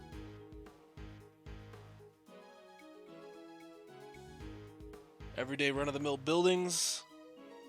What? How the fuck? How are you supposed to know? Dog, what? What the fuck is that?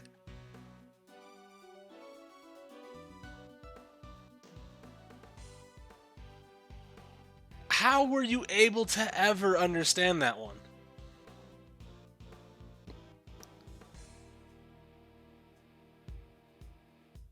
Dog. It's just a funny secret. Dog, how are you ever gonna know that?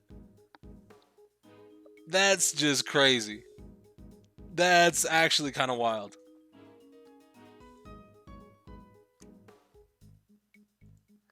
Things are getting interesting. I reckon I'm about to get real busy myself. After all, I got me a pair of monsters to hunt. I'm definitely getting my hands on this scoop.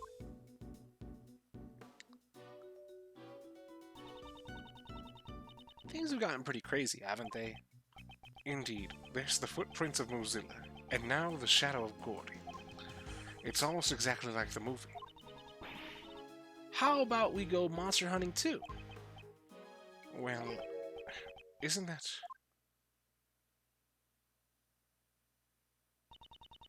Isn't that one of Lang's men?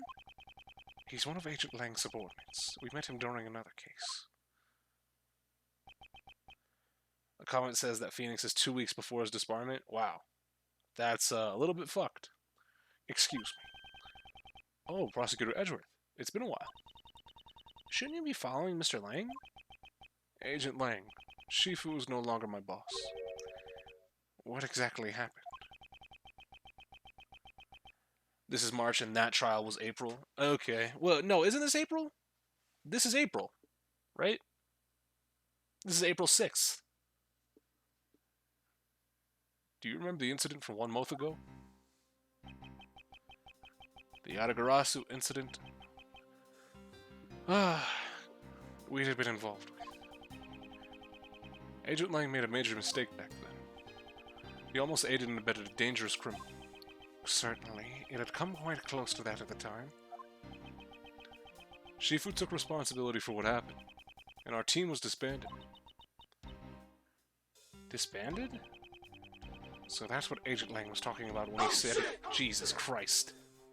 9 known honorary game. I hate Vassar for that one. You bastard. 9 months, though. Gotta respect it. Now, had Vassar not have the founder badge, definitely would have seen a clean badge next to his name right now. It's kind of weird that they do that. They replace the sub badge with a founder badge. I think the founder badges or sub badges would have been fine too. Have both, why not? So that's what Agent Lang was talking about when he said he'd become a lone wolf. That also scared the shit out of me. Thank you very much, Vassar. Then why are you here? That's, well... Oh, I was a little worried about Shifu. Does suck you have to pick one instead of just having both, yeah. Obviously, one means a little bit more, but you have some cool stuff to look at least. This is April 6th, the trial for Zach Grandmarie is April 19th. So literally in 13 days, Phoenix Wright loses his fucking attorney's badge. That's crazy. The ghosts of 12 years past. Ghosts of 12 years past. Just what are you? I'm sorry, I've already said too much. If you'll excuse me. Thank you, exposition man. These ghosts Agent Lang are chasing after. But they also have something to do with this case. Looks like everyone's left now. Did that unicorn just fucking blink? What unicorn? Well, Miss Hart is going after the monsters, and Agent Lang is going after John. We should also try approaching this case from a different angle. I just forgot that if I move the game window, it does this. How fun is that? Oh.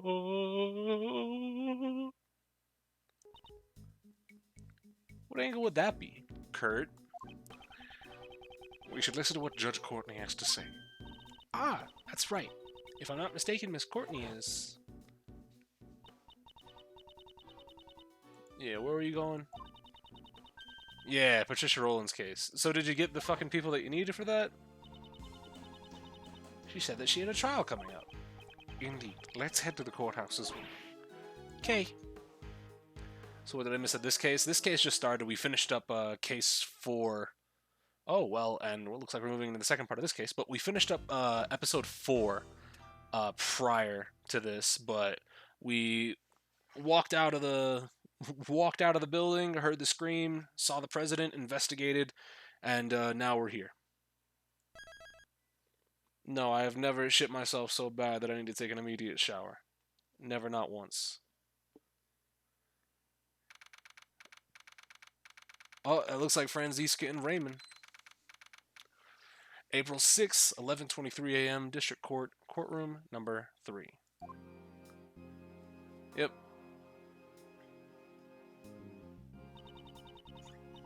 If you didn't notice, Edgy got the name of the statue wrong. It's Alifred, not Alice.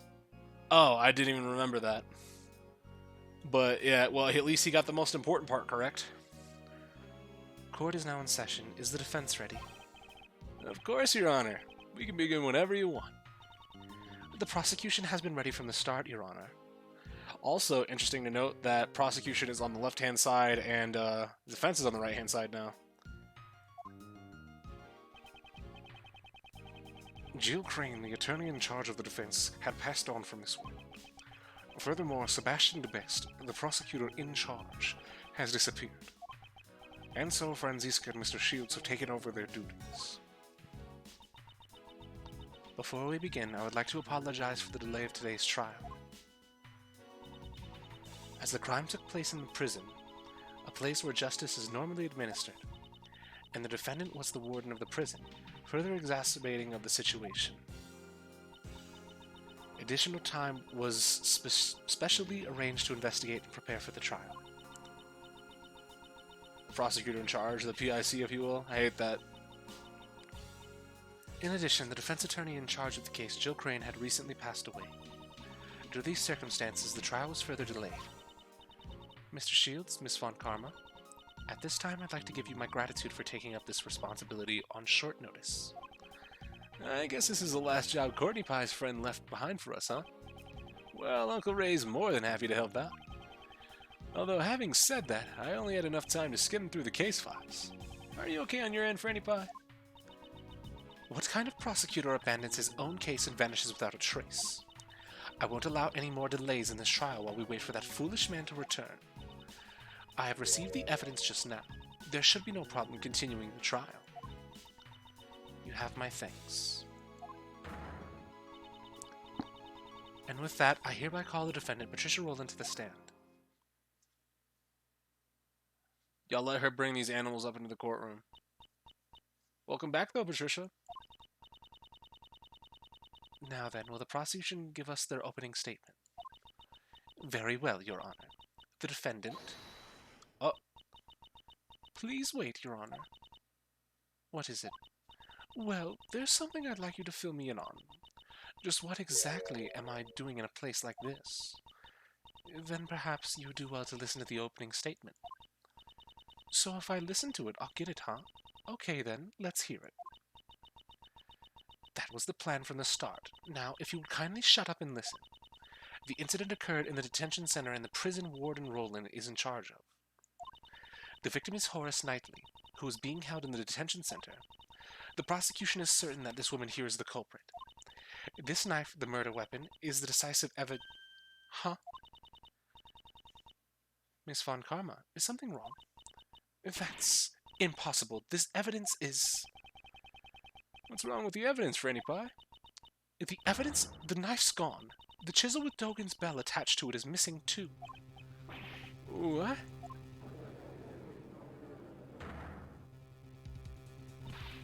Order, order. Prosecutor Von Karma, what is the meaning of this? I don't understand it either, Your Honor. If there's no evidence, then I suppose there's not much reason for me to be here.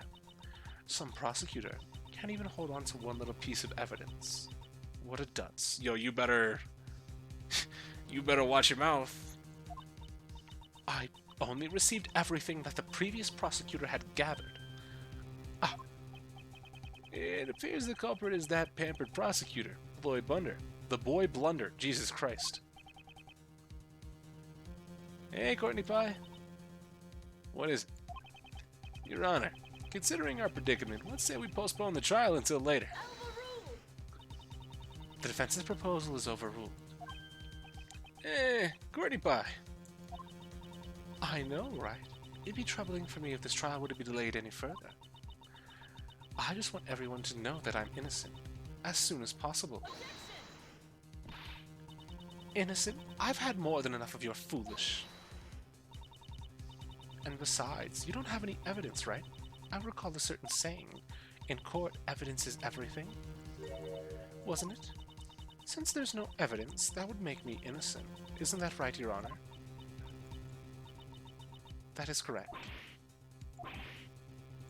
What? The prosecution has not produced sufficient evidence to prove the defendant guilty. As such, I hereby find the defendant, Patricia Rowland. Objection. Yo, hold on. Yeah, even though he's the defense attorney, you gotta slow your roll there, Chief. You got too much dip on your chip.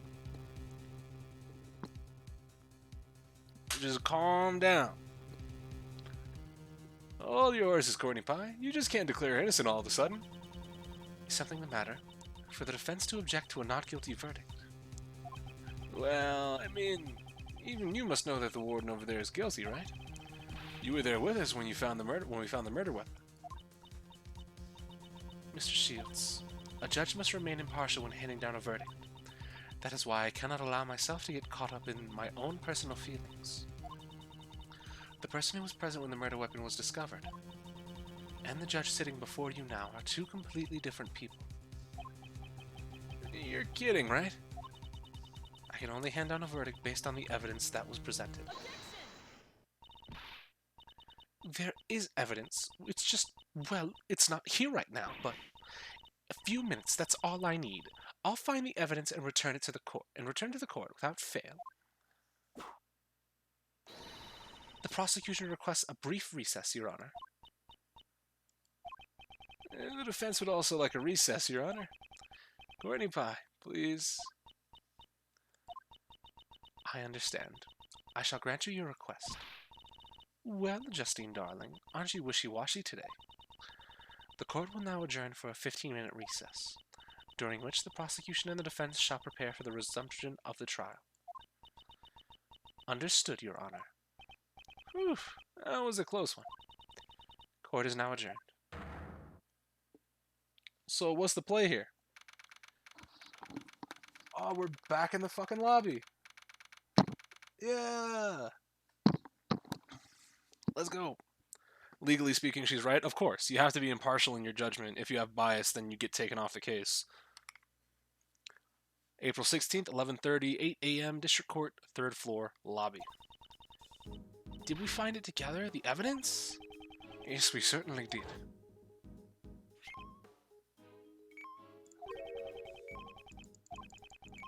Flashbacks of previous cases. You love to see it.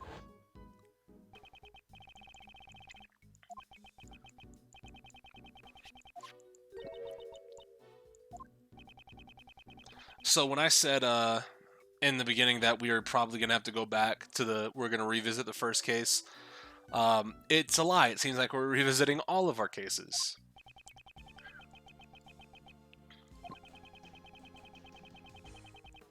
However, with his knife and bell missing, that's kind of Monka-esque, because there was no reason to steal the chisel, right? I wonder if it was stolen by someone. Mr. Edgeworth! Hey, you two! Miss Barry and Mr. Keyes, did you come to attend the trial? I came because I heard there's a really fun show around here. Say, where is it? The trial for the case I got caught up in was supposed to have started already, but our practice ran a little late. I believe it was somewhere around here, wasn't it? Actually, two key pieces of evidence have gone missing. The chisel and the knife. Regent didn't kill Simon, pity. I mean, Simon is, Simon seems like he knows his way around animals at the very least, right? The trial's in recess now. Sort of like an intermission. You just missed it, Simon. What? What's that supposed to mean? Looks like Simon's gonna get arrested again. No way, no way, no way! I can't. I guess Simon is his usual noisy self.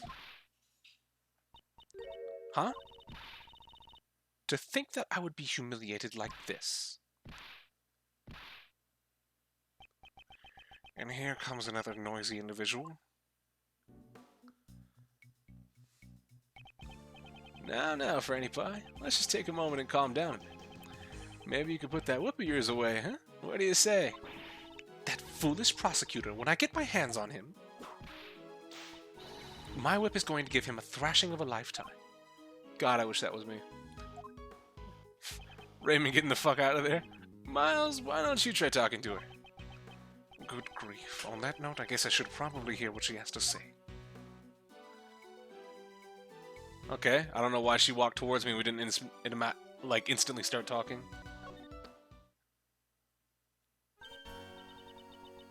If it isn't former Prosecutor Miles Edgeworth. Franziska, those who have abandoned the path of a prosecutor do not belong here. Now be a good boy and go home. Figure out what you want to do with your life. Damn. Alright then. The trial. Still, what are you going to do, Franziska? The recess is only 15 minutes. You're always so calm and collected. Well, can't they just call me as a witness? If they don't have the evidence, they can call me as a witness and I can give my testimony. Right? Like an anchorman reading off a teleprompter. It makes me sick. I should probably stay classy and avoid a confrontation with her for now. Franziska, I never expected you to end up taking over the prosecution for this case. The bodyguard of the president of Zhengfa, Horace Knightley, was murdered. The defendant is the former warden of the prison, Patricia Roll. The knife she used as a murder weapon had been prepared as evidence. However, the murder weapon has disappeared without a trace. Witness to the examination, not the crime. I don't think it would hold. Of course, I'm not a lawyer, so IDK. I mean, you still have ground to stand on. You still have ground to stand on for, oh, it's, yeah, no, of course, he was there for the, you can verify him for the finding of these pieces of evidence. Obviously, one witness account is anecdotal, but that you bring in Gumshoe, you bring in Raymond, you bring in Franziska, you bring in all these people, and then that stands to verify the existence of this evidence, even though you don't physically have it in your hand. So they could say, yeah, we had it, and these people can say that we had it, and we all reach the same conclusion, but it would still be a workaround. There's still a way you can get through this. Not only did he abandon his own case, but he also made me look like a fool in court. Hit. The next time I see that foolish fool of a prosecutor, I'll whip some backbone into him. I don't mind if you whip some backbone into him, but stop whipping innocent bystanders. Do we have nothing else? Alright. I suppose we can talk to Uncle Ray. Okay. Looks like you got your memories back. Yeah, I'm all better now. Uncle Ray was really worried, you know. Though that other K was also pretty cute. Well then, now that you've recovered, how about a hug for old time's sake? Nope. We need to focus on the trial right now. Yeah, things aren't looking good. I'll give him an A for effort. At any rate, we'll have to search for the evidence. But we can't interrupt the trial. Uncle Ray's in a pickle. If only there was someone who could find the evidence for us. That look of expectation on your face says it all. Edgeworth Law Offices. Miles, you still don't have your prosecutor's badge, right? Do you finally feel like following in your father's footsteps? I simply left it in someone else's care. I wasn't stripped of my badge. Furthermore, right now I am unable to follow in my father's footsteps. I see. Well, there's no need to rush to your decision. Take all the time you need to determine the path you want to follow. Where's Missile? Who will know? Get Missile on the stand, have him testify. In any case, the door is always open for you at the Edgeworth Law Offices. Mr. Shields. If only there was someone who could go search for the evidence for us. Very well. I'll go look for them. Oh, Miles, you'd do that for us? Of course, finding the evidence within 15 minutes will be no easy task. Well, if worst comes to worst, Uncle Ray and Franny Pie will help you stall for time. Until you recover the evidence, we won't let her hand down a verdict. Please do so. Franziska, are you okay with this? Not quite what I had in mind, but sure, let the dog testify. Nah. That's exactly what we need to do. Get Missile on the stand. Have him talk about finding the evidence. Nobody can doubt Missile's testimony. It's infallible. How are you going to disprove the dog? But yeah, no, we could sniff out the evidence. But no, I like the idea of having him testify a lot more. You're asking me to help. You're asking me, Franziska von Karma, to help you out. You'd be better off spending the rest of your life as an anchorman for the local news. Miss von Karma, this is an emergency. We could really use your cooperation. I understand. As acting prosecutor, I, along with that attorney over there, shall continue this trial. Meanwhile, you, the former prosecutor, shall run around and look for the evidence. All for my sake. It's a job that suits you perfectly. I'm glad that you're on board. I'll help out too, 'cause I really don't want to get arrested again. This sounds like fun. Regina wants to tag along too. Alright, that would be helpful. Now then, where should we begin? Why do we have... No. You two stay here. Don't fucking come with me. How about y'all just stay the fuck where y'all at? I think we should go find that person and hear what they have to say. Whom should we talk to in order to learn where the evidence went? I mean, we gotta find the boy, right? Wait, hold on. Why the fuck? Oh, that's... I thought that was fucking Blaze DeBest for a second. It's fucking the president. Okay. Never mind. We have to go find the boy. Yes, the person in charge of the evidence was Sebastian DeBest. Ah, you mean the rookie prosecutor, right? Got it. I'll leave him to you. Shit, okay. Alrighty, time for Uncle Ray to have a strategy meeting with the opposing counsel. Just the two of us. Miles Edgeworth, you better not keep me waiting, lest you end up like your friend here. Yes, I'll keep that in mind.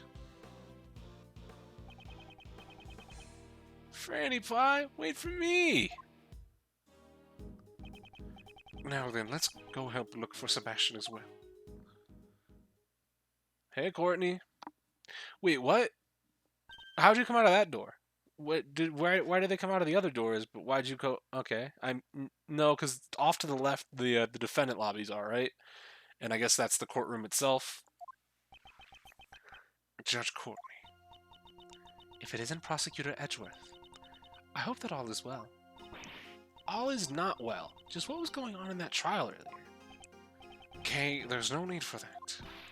But even though Miss Courtney should know exactly who the culprit is, what made you... In a court of law, the only thing that can truly matter is evidence. Whatever my own feelings may be, it should not affect the verdict. Yeah, but we had the evidence. So, is this the judge persona of Justine Courtney we're seeing? Cold-blooded and heartless. It's fine if you think of me as such. Even as a judge, she's still this stubborn. Judge Courtney, there's just one thing I'd like to ask you. And what would that be? 2 nights ago, you went to the roof of Grand Tower. The roof, you say? You met with the president there, correct? The two of you are caught on security camera. Is there some sort of problem with that?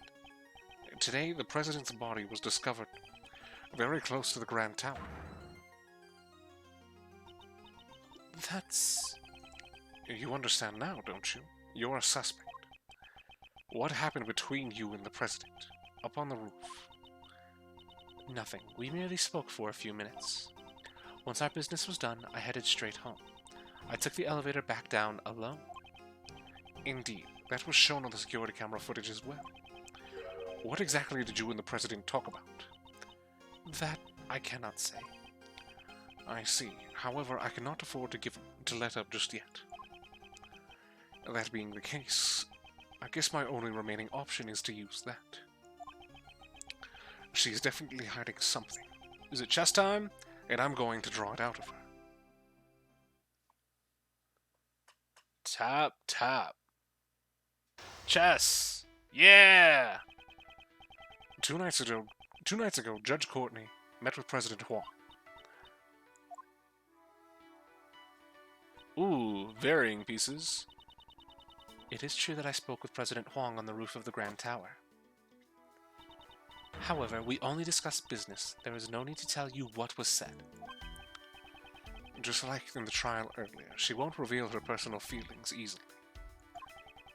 Alright. When she's speaking as a judge, it would be better for me to wait and see what develops. Now then, I'll start by asking her what she talked about with the president. Logic chess. Begin! What do you and the president speak about? Could you tell me what you and the president talked about? My meeting with the president was strictly business. And since it has nothing to do with you, I'm not obligated to answer your question. I'm gonna wait and see. Let's do that. I appreciate your understanding.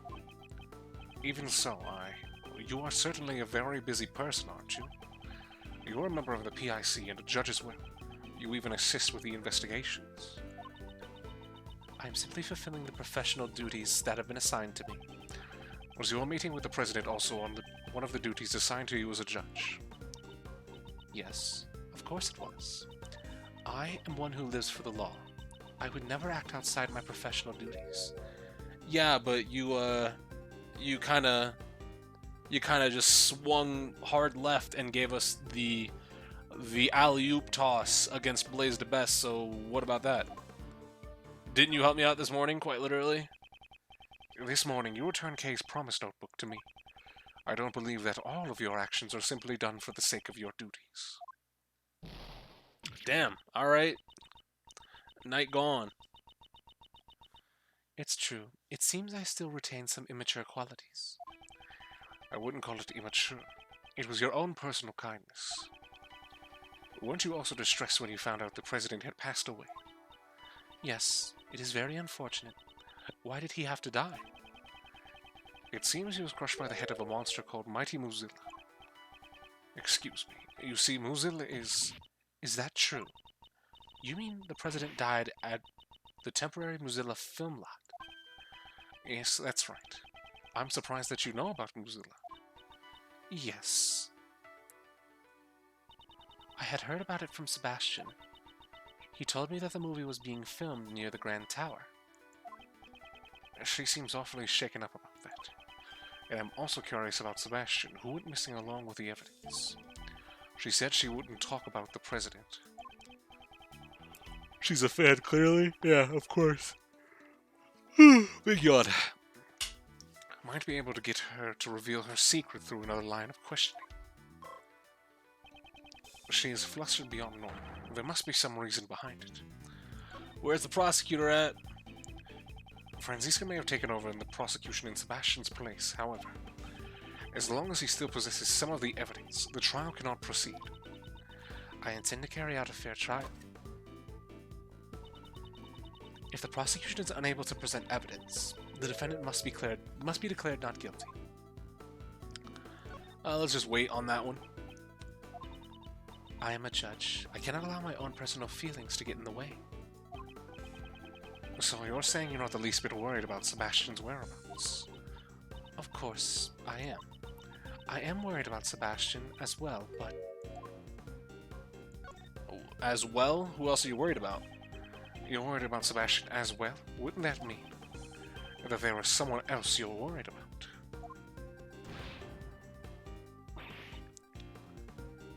Got him. By any chance, would that person have something to do with your natural behavior? That's impossible. I'm a follower of the law. I will not be swayed by personal feelings. As a judge, you're only human. It may be true that those who stand in court have a duty to follow the law. However, we're not superheroes. You and I are only human. It is impossible to completely ignore your own feelings and render an impartial judgment. Got him. It is as you say. As I am now, I cannot hand down an impartial verdict. Judge Courtney, why don't you tell me the truth? Just what am I supposed to do? For Judge Courtney to become this distraught, I should find out exactly who she is searching for. Well, alright.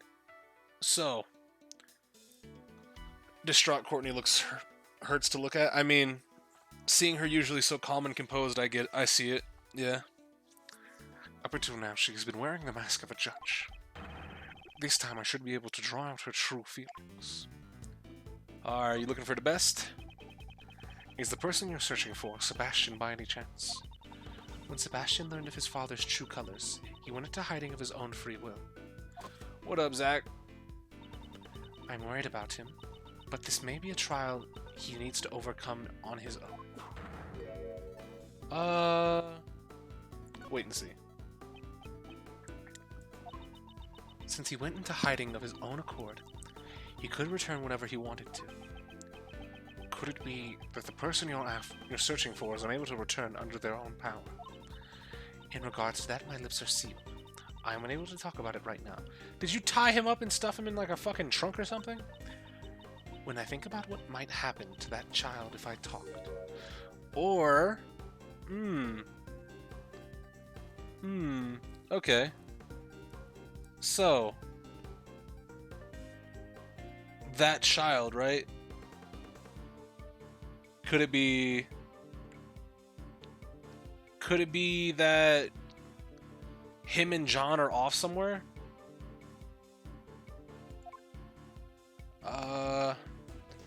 Who is that child? That child. Could you tell me who you are referring to? Damage. There we go. It's nothing. Please pay it no mind. Judge Courtney's expression has changed. It seems I've managed to uncover a clue. Are you looking for Mozilla? Are you searching for the mighty Muzilla? I don't have the time to play along with your jokes right now. It's not a joke. Just a moment ago, you were surprised to learn that the president had been crushed by Muzilla, correct? I was simply surprised by learning by the president's cause of death. To think he had passed away at the temporary film lot, of all places. What am I getting pinged by? Oh, somebody accidentally group called me in Facebook Messenger because that's a button that they should have. Oh, fuck, what's wrong with where he died? Okay, there we go. I didn't realize that we moved into that. Fuck, that was close. From the way you're talking, it seems you have a problem with where he died. Alright. That's not true, it's just... For the president to have passed away at the film lot, a place where dreams are made, I just thought it would be better if the movie's cast and crew remained unaware of the truth. Yeah, a staff member found the body. I'm very sorry to say this. However, the movie's cast and crew are already aware of the president's death. I encountered a female staff member and John Marsh at the crime scene. No! How could it have come to this? She seems to react strongly when it comes to the staff of the Muzilla film. This could be a useful clue. Don't tell me fucking Shelley the Killer snatched up John Marsh. Alright, so... Who are you searching for? Judge Courtney, tell me who you are searching for. My lips are sealed. That is not something I can talk about right now. Let me try using that clue. Could it be that missing kid? Could it be that you're searching for that child who has gone missing? Since you said it was a child, I presume they are a young age, correct? I simply cannot answer any questions about him. But you can. That boy has nothing to do with you, or the president's assassination. Let me try using that clue. Is he involved in the Muzilla movie?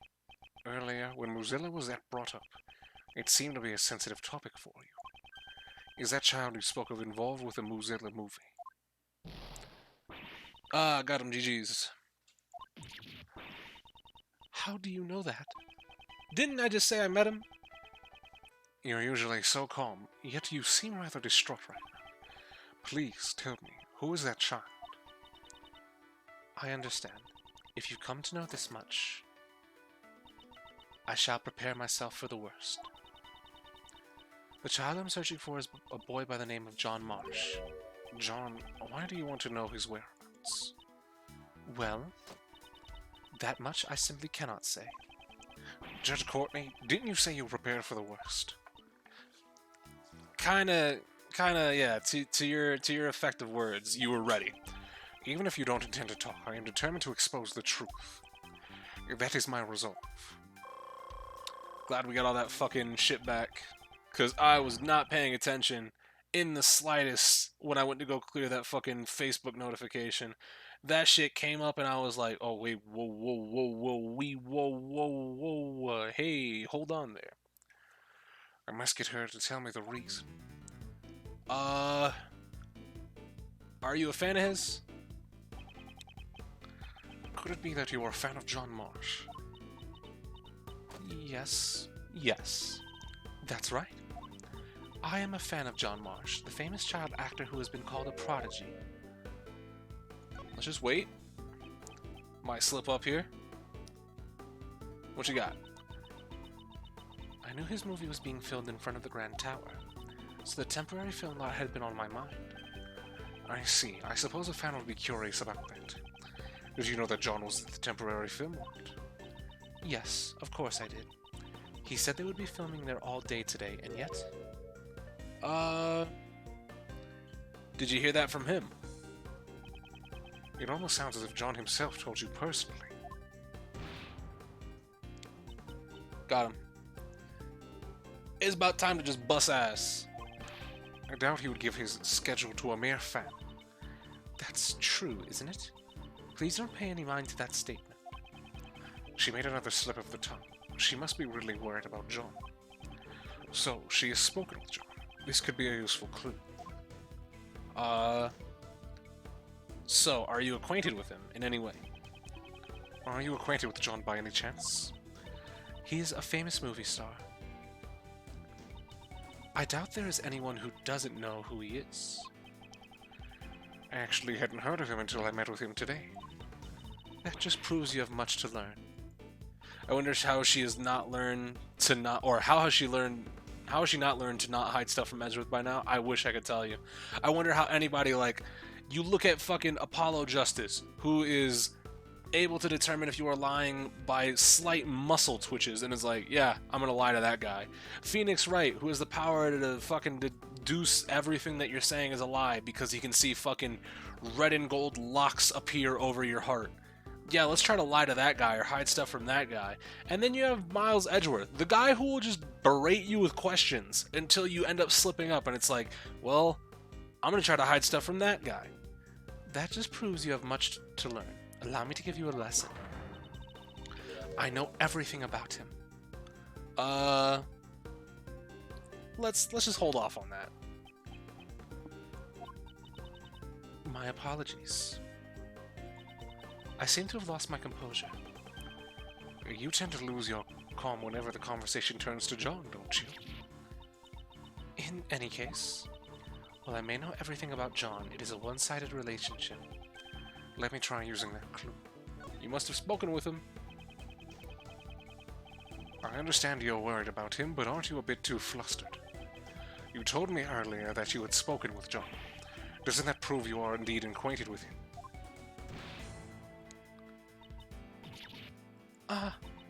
How could I have committed such an indiscretion? It appears that John and Judge Courtney are acquaintances. This could be a vital clue. Where's he at? Actually, we are searching for John as well. Would you happen to have any idea where he might be? Why would you think that I would know where he is? John and I, there is no connection between us. Let me try using that clue. You two have to be acquainted.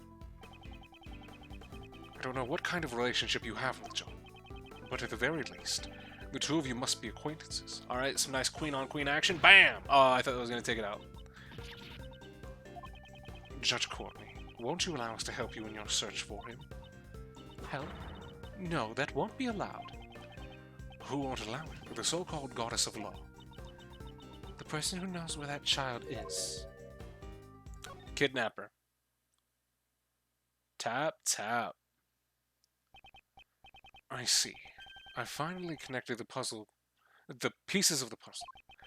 The reason why you cannot easily talk about John, it was because someone kidnapped him. Isn't that right? Got him. Judge Courtney, I would like to hear the truth from your own lips. I understand. This time, I will truly be prepared for the worst. It is just as you deduced. Someone has kidnapped John. As I thought. There was a kidnapping. Still, how was John's kidnapping related to you in any way? John and I are...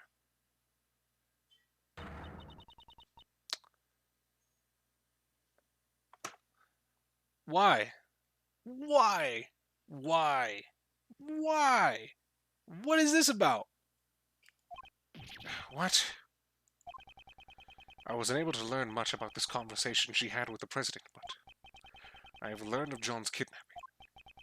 It was an unexpected result, but with that, it's checkmate.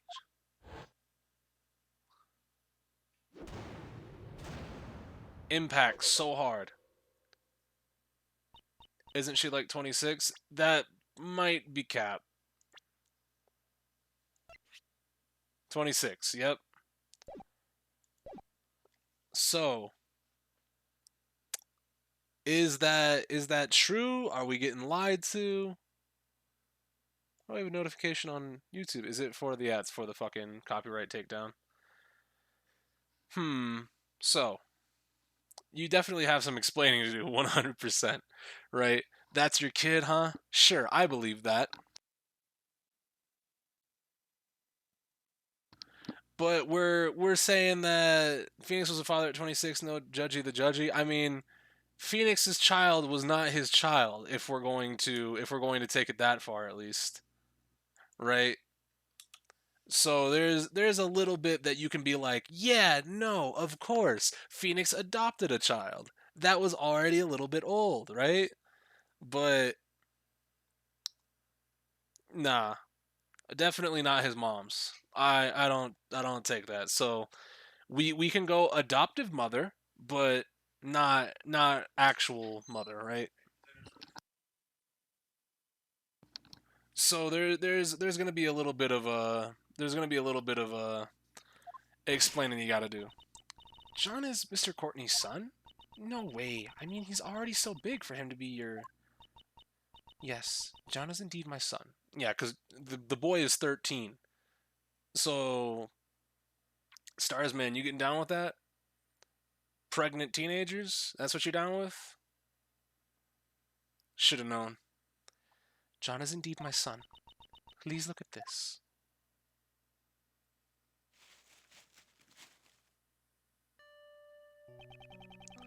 This is a clipping from a magazine. It's an article about John. Do you always carry this around with you? Yes, I always keep it close by. It's like a charm to me. It seems the bond that they share is a strong one. However, are you absolutely certain that he's been kidnapped? Yes, I received a call from the kidnapper just before the trial started. What were their demands? We only had one demand, a not guilty verdict for Patricia Rowland. This sounds like it's very clearly Shelley the Killer's MO. I don't know about y'all. I see. So that's what happened. Yep. So that's why you were rushing along. Damn. Goddess of Law be damned, right? Get one little call, and it's like, oh, I guess, fuck it. Not guilty now. So that's why you were going to deliver a not guilty verdict earlier. I am not qualified to be a judge. A judge must be able to remain impartial and composed above all else.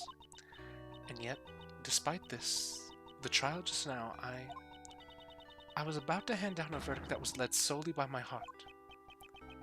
Judge Courtney, the goddess of law must be furious with me. But I simply couldn't do it. I couldn't hand down a fair verdict if it meant I had to sacrifice my own son. Of course you can't. Okay. A real parent would never abandon their own child. If that makes the goddess of law angry, then maybe the goddess is the one who's wrong.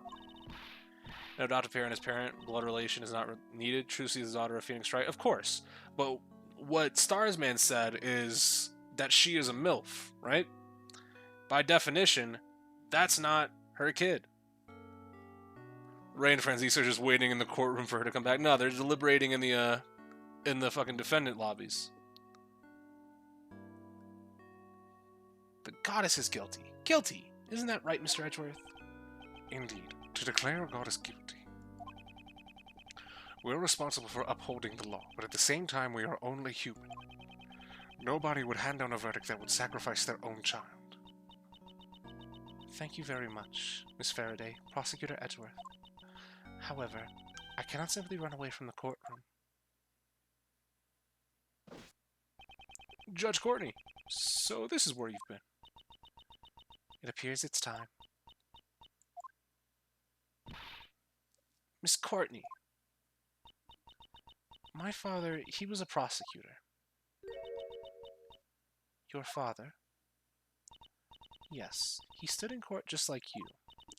And now, with all that has happened, it got me thinking. What if my father had been in the same position as you are now?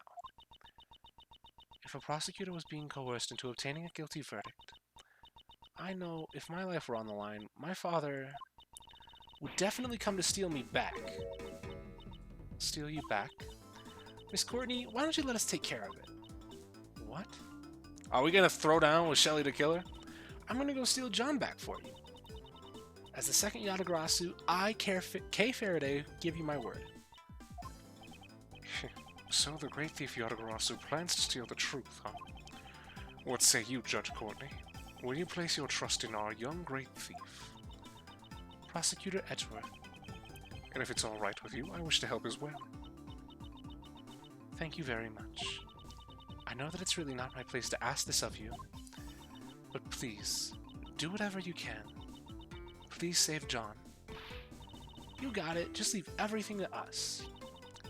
Allow me to leave my cell phone with you. Dog, what is this? You may get a call from the kidnapper at some point. You have my word.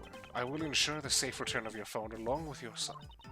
Cute Mozilla charm, and it's the OG one too. And I will do everything in my power to prolong the trial. But even then, at most the trial can last for is about 2 more. What do you mean? This is the first day of the trial. 2 hours, huh? So until 2 p.m. That's our time frame.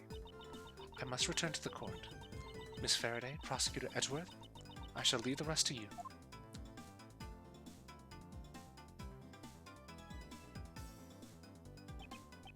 Kay, I thought you were taking a break from being the Great Thief. As of right now, the Great Thief Yatagarasu is back in business. Alright, time to put on the gloves and hit the pavement. It's my first request after all. The ransom was likely a 1-day acquittal, like on guard. But either way, we're looking at this is the first time we're actually going into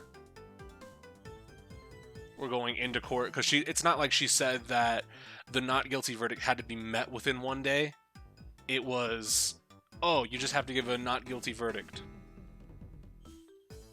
She said the most that this can go on for is 2 hours. Yeah, so there's a little bit of ambiguity there. But again, like with Shelly the Killer, with Shelly the Killer and Matt and Guard, do we have to break the contract? Who's the contract with? Is it with Patricia? That would make sense, but could it be with Blaze as well? Did Blaze the Best set this up as a failsafe? To keep her in charge of the prison? So when he gets into prison, he can get out of prison? In that case, we better begin our investigation post-haste if we hope to track down John.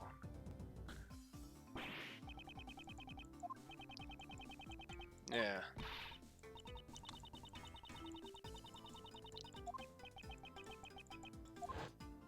So, yeah, we just have to figure out exactly what who the client is and what they want. Hey, hold it, Mr. Edgeworth. You're not the one in charge anymore. From here on out, this is a job for a great thief, which means I'm the leader now. If that's the case, then what am I supposed to do? Mr. Edgeworth, you get to be the first ever great thief's assistant.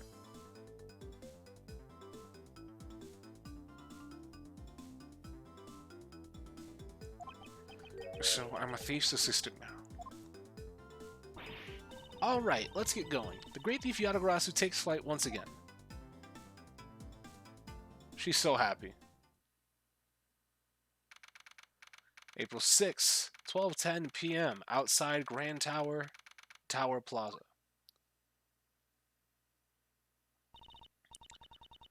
Here we are, the scene of the crime. Let's get to work. Now, say it with me, Mr. Edgeworth. Say what? Even in the depths of night. I really hope he doesn't. Aw, come on. Say the rest with me. And just why should I do that? Because the Great Thief Yatagarasu has arrived on the scene. If we don't see the introduction, it just doesn't feel right. I have no intention of becoming a thief. Fine then, I'll do it by myself. Even in the depths of night, when no other bird dare takes flight, one alone soars to shine in the light of the righteousness on the world's blight. And that one is me, for I am the Great Thief Yatagarasu. SK, I know you are. I, on the other hand, am starting the investigation. You're no fun. We don't have time for fun. We only have until 2 o'clock. We need to begin making inquiries immediately. Good thing we have a photo, so we can go right ahead and start asking around. Who's that in the hoodie? Who's you in the hoodie? What you got for me? Oh, shit. Hey, we need you ASAP. Long time no see, Mr. Edgeworth. You're... This is Will Powers, the greatest man. He's an action star I met in a previous case. He also played the role of Steel Samurai, warrior of Neo Tokyo. It's been a long time. Pleased to meet you. I'm Kay Faraday, a great thief. Some stuff has happened, so now Mr. Edgeworth is my assistant. Nice to meet you, but a thief? And Mr. Edgeworth is your assistant? Please pay it no heed. More importantly, I'd like to ask you some questions about the case. Okay, I don't know if I'll be much help, though. He's an actor who has been working with John. It may be a bit sudden, but let's hear what he has to say. Alright, about the case. What you got for me, Holmes? I heard that you were handling the investigation for this case, but... Well, I'm not the prosecutor in charge, though. But if you're the assistant, then does this mean that Kay is in charge? No, this is just a simple You've got a good eye on you. You're completely right. She jumped at the chance. Since I'm in charge here, I'd like you to answer a few questions post-haste, and please be frank. Did anything happen to catch your eye? Ergo, didn't you notice anything? Who is she trying to imitate? Be frank, huh? Well, I feel sorry for the victim, but I can't help but worry about what will happen with the filming from now on. No, that's only natural. Still, I would think that filming would be difficult now. I knew it. This is bad. We can only use this location for a little while longer, too. Is the filming almost complete, then? No, but construction will begin here soon, so we won't be able to film here anymore. We're only using this vacant lot until construction begins. So the rest of the movie will be filmed at Global Studios. Things aren't looking good. There's even some people spreading bad rumors. Bad rumors. Lately, a journalist has been coming by repeatedly saying, "This film lot's hiding a real monster, I reckon. There ain't no use hiding it." There's stuff like that. I have a feeling I know who you're talking about. Yes, it was that photographer from before. You're not actually hiding a real monster, are you? Of course not. If there really was one, I'd be out of a job. Oh, I get it. Monster movie. It seems they're putting a lot of work into this movie. That's because this is our first attempt at making a sequel to an old classic. Global Studios is pouring their heart and soul into this one. Gee, if only we could have the same thing happen with real remakes and sequels. I wish they'd put that much effort into making a new Steel Samurai series. Yo, Edgeworth is just jaded. Come on, bro. Come on, bro. Just watch the Pink Punisher. Just watch it. It's fine. Come on, Holmes. You can watch the Pink Punisher. It's cool. The Plume Punisher? No, the Pink Punisher, right? The Plume Punisher is the one from Karain. Edgeworth ain't watching that one. The Pink Princess, excuse me, not the Pink Punisher. I got them mixed up. There we go. Pink Princess, there we go. What role are you playing this time, Mr. Powers? I'm playing the Mighty Mozilla. Wow, you're the main character. Well, much obliged. I'm wearing a full-body costume again, so my face won't be seen this time either. I see. A costume sure is cool, though. I want to try wearing it, too. I know. How about next time you let me get in the costume? Maybe just the horn part. That's not really possible. You can't get inside the horns. Well, I guess that makes sense. I'm not in the Screen Actors Guild, after all.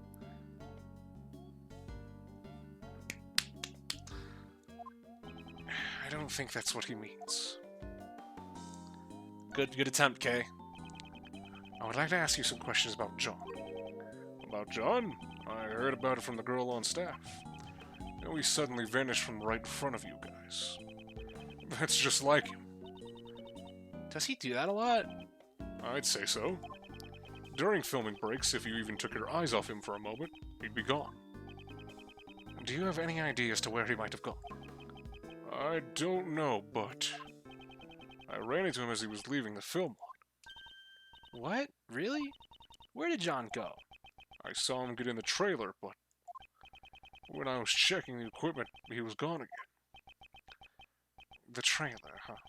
There still might be some traces of him left behind. Mr. Powers, could you show us the trailer? Sure thing. It's a bit of a mess right now, though. Let's take him up on his offer and examine the inside of the trailer.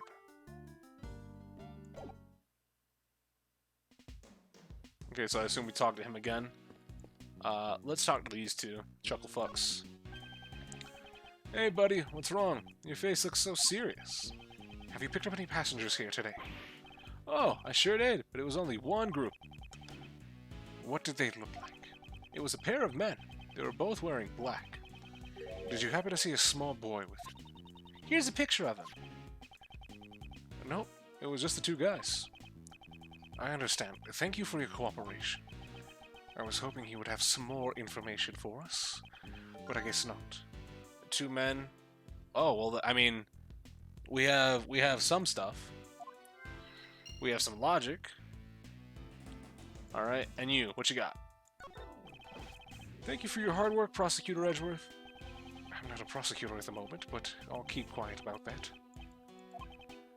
Thank you. What are you doing here? Sir, I'm on guard duty. Then could you tell me about the cars that have passed through here today? The only ones that came through here were the taxi and that blue truck. So, two different vehicles came through this place. This is valuable information. Alright.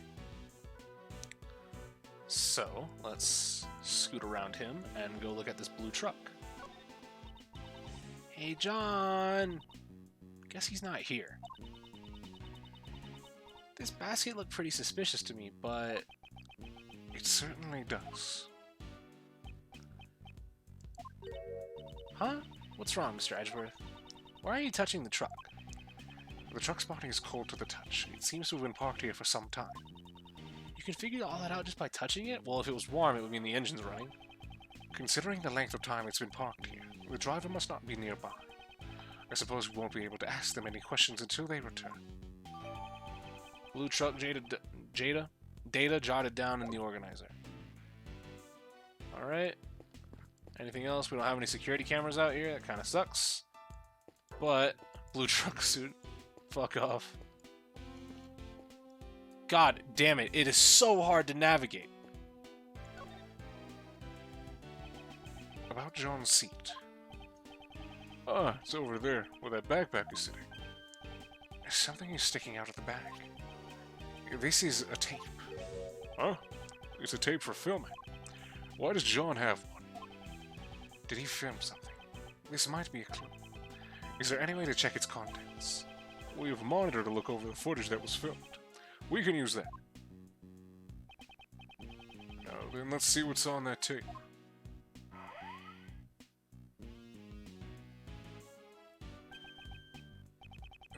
It looks like when John was practicing.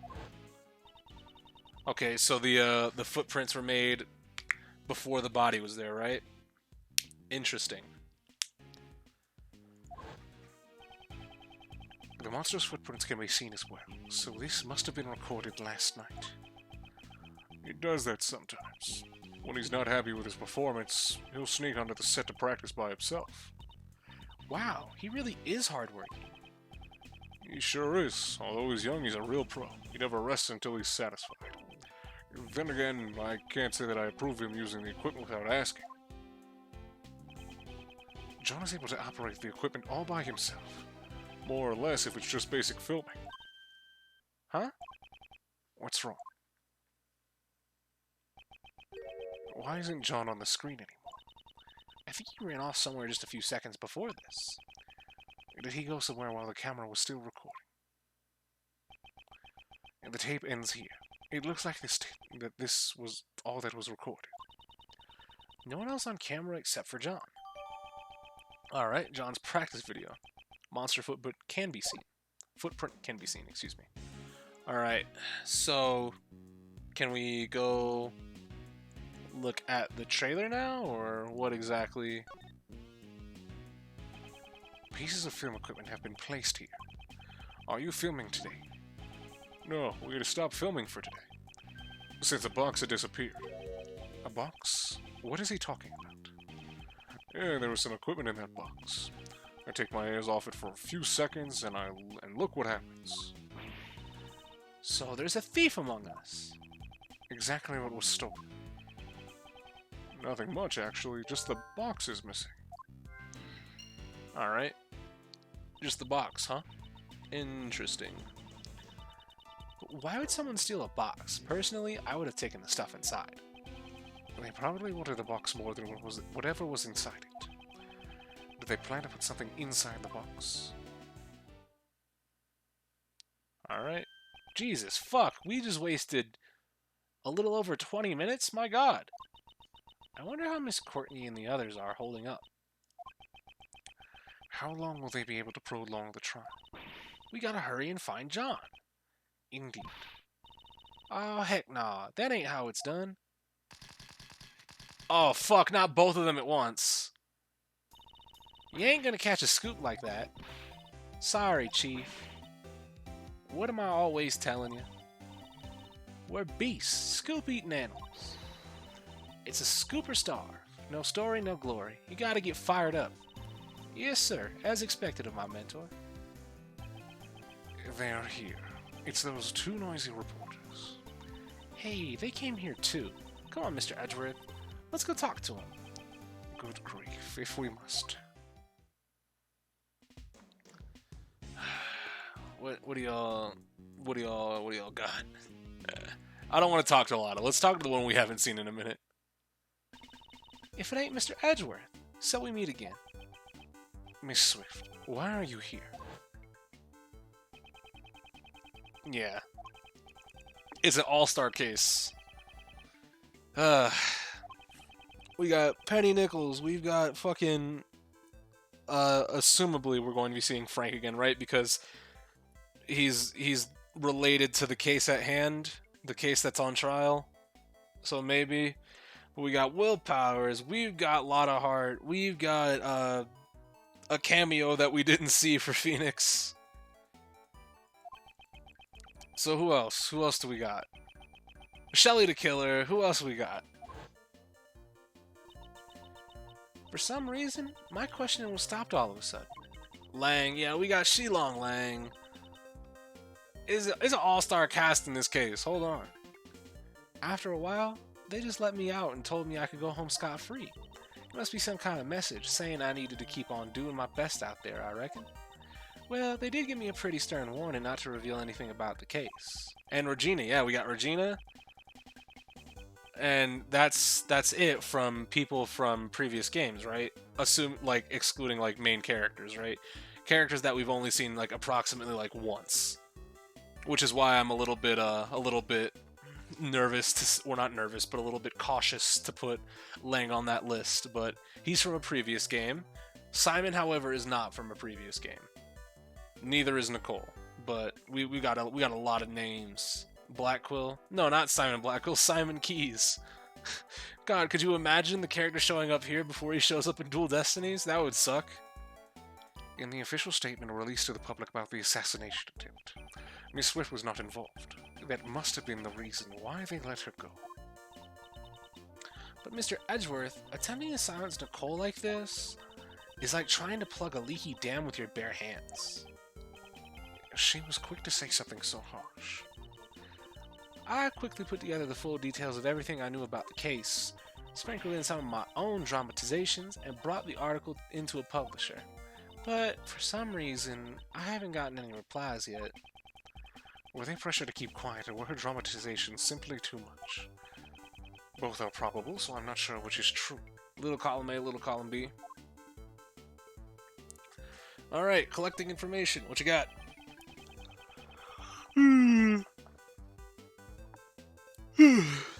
Teenage Blackquill, yeah.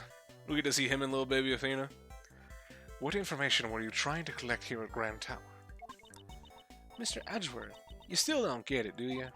If you want to ask a reporter a question, you gotta give her something first. Do you mean information that can be used in an article? Bingo! Give me some of that info that'll make for a good article. Okay. If you ain't got something like that, I guess we won't be talking. I also need some information about John. Let's show her that piece of evidence and try asking her about him.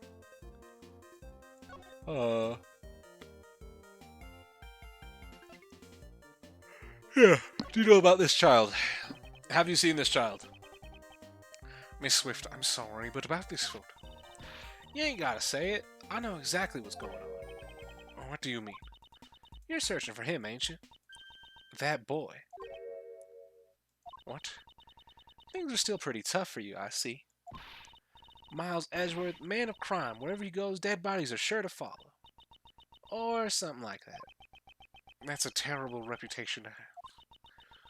Who would have thought that this time there'd be a kidnapping incident? So, blue tracksuit? What? How'd you know that? Shh, shh. Could you keep it down a little? This material is top secret. I ain't even told my mentor about it yet. Y'all gotta keep it a secret from me. If she finds out, I'll be a goner. Why do you know? Judge Courtney should have only told us.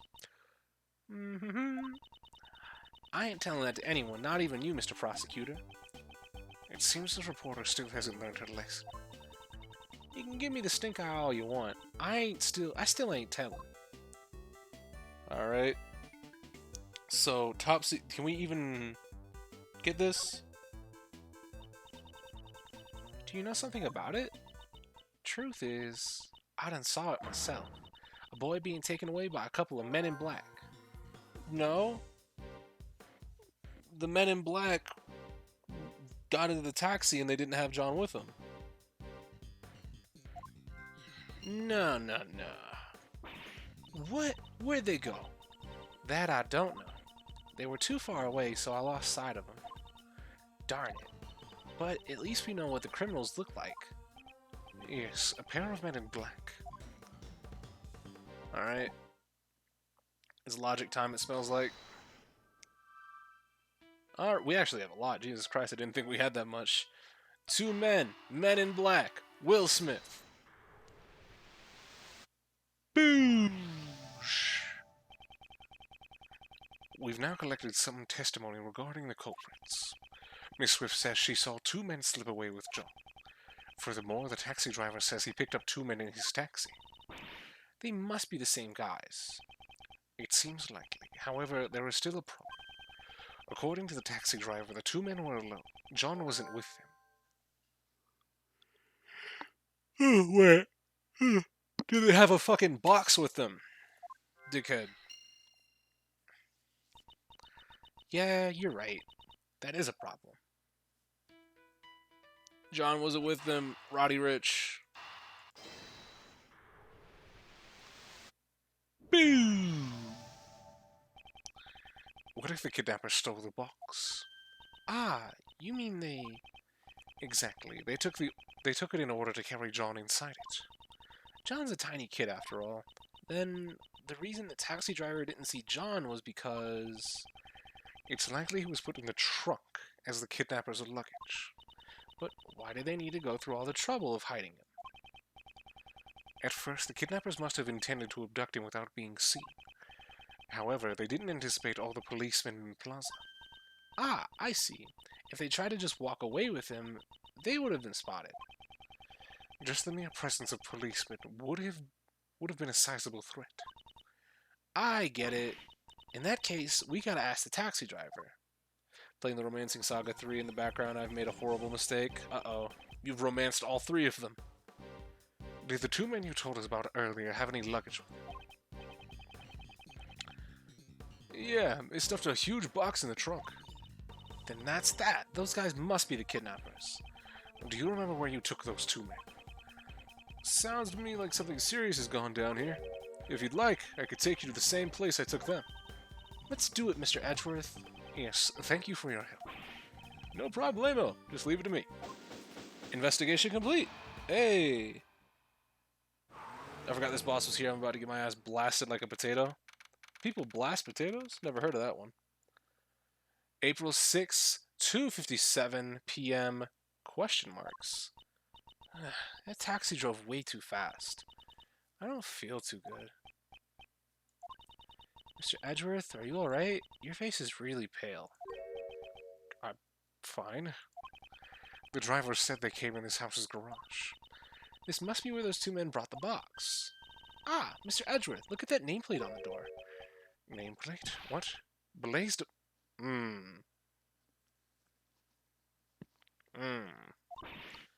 So this is the chairman's house.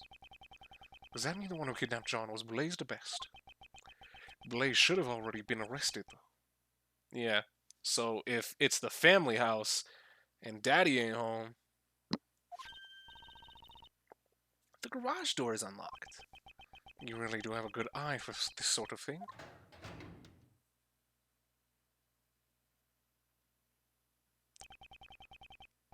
It smells like motor oil. Maintaining that motorcycle must be Blaze's hobby. There's the box. Excuse me, we're coming in. Anybody home? Doing something like this is as if we're a couple of petty thieves. Shh, be quiet. Right now, we're great thieves. Have some self-awareness. She scolded me. Nobody's here.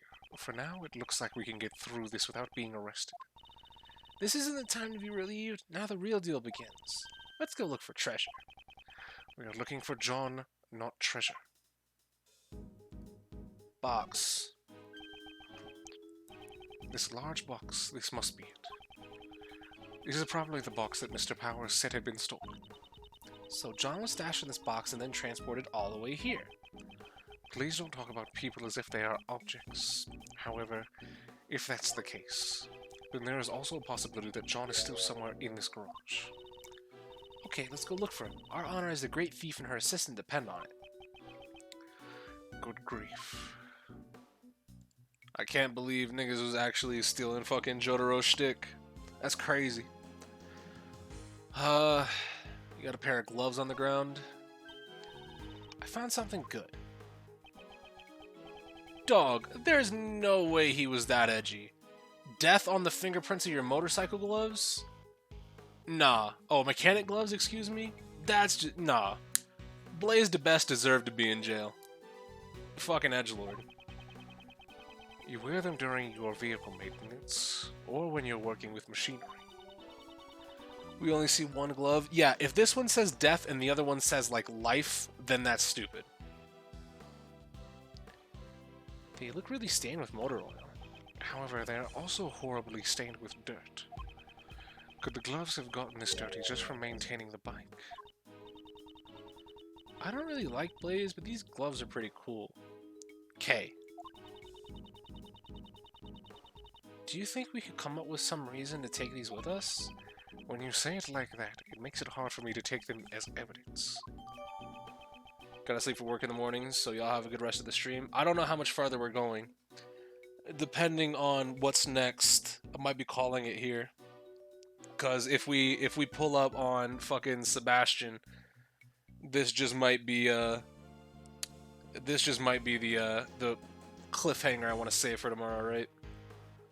Mechanics gloves, jotted down. There's a good place coming up soonish, maybe like a half hour. Okay. Alright, so. Alright, dirt. We got these bags of, I assume they're dirt. Mr. Edgeworth, there are huge bags of flour? Why? If I had some water and a rolling pin, I could make some noodles by hand. A to be continued? Okay. So we might do the to be continued then. Depending on how long we have to go. But I'm kind of feeling like stopping because I'm actually getting pretty hungry. I had like a small lunch. I'll slightly undercook them so they have a nice, firm al dente texture. Okay, those are bags of cement mix, not flour. When mixed with water, it will harden. It's not something you'd want to sink your teeth into. Oh, I guess cement noodles shouldn't be cooked al dente. Okay. Unless my memory fails me, it's only a half hour or so away. Right. No, they shouldn't even be cooked in the first place. Alright. You got some tools on the wall. Bobby... Sledgehammer. I was gonna go with Bobby Shmurda just because tool reference, but then I saw the sledgehammer and I was gonna go Triple H. There are large tools hanging on the wall, such as a sledgehammer and a shovel. It's a lot bigger than the gavel Miss Courtney carries around.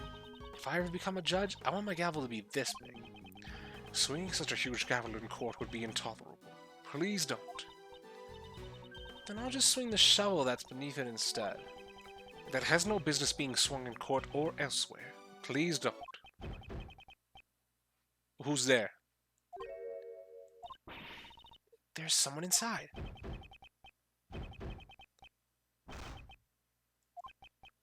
Is it John?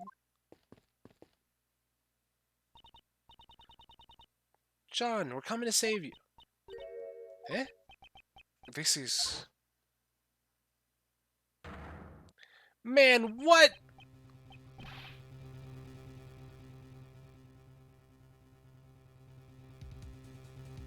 You're so worthless. You suck so hard. You're Sebastian. What? Why? This is Blaze's house, right? That would mean... Yes, it should also be Sebastian's house. So then why is he... Okay, go help him out. You're telling a victim that he sucks? Yes. This one in particular.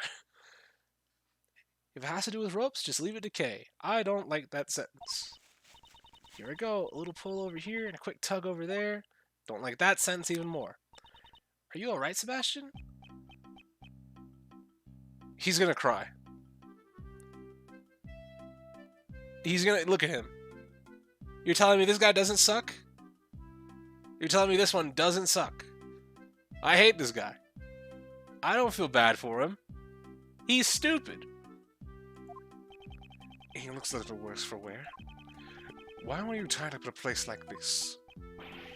How should I know? You guys don't know anything about me. It's because we don't know. That's why we're asking you. He's completely shut off his heart. Indeed. If it's come to this... When did your opinion on the best move into hatred? When he started to defend his father, who was clearly guilty. Who was continually putting him down. Once you go to defend the person that has been putting you down the entire time they've been on screen, then you just move into stupid. Denial? I don't care. He's not grieving. Why would you want to defend the person that has been literally just putting you down every step of the way? I suppose I have no choice but to use that. You mean... I hate to do this when he's in such a fragile state. It's like kicking a man who's down. What do you mean? He called him an idiot like 60 times, he called him worthless, until he explained that he had been fucking staging what happened for him at school. He was like, yeah, no, maybe he didn't do it. Let's hear him out, guys. Let's hear him out. Maybe he didn't. But we'll see what we can get from this. What do you mean you point to Franzi? Franziska has done nothing wrong. Will it be alright? His mind might break if you corner him too much, you know. If someone say mind break, that's a clean tag. Yes, I am aware of that. I will try to be careful. At first I thought when you were coming in here, it was going to be like, you know, like he's the true mastermind. Or he's been playing coy from the very beginning. That he's just been doing all of this to try to get back at his dad, but no, he's just actually dumb. He actually just got kidnapped and stuck here. I wonder how this will turn out. I've never held back against anyone before.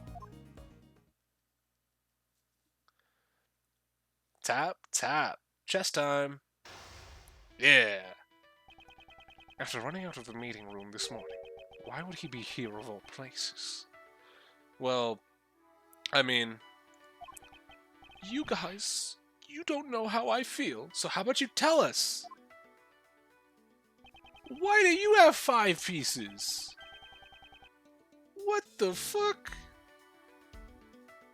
Who let you have 5? Courtney had 4.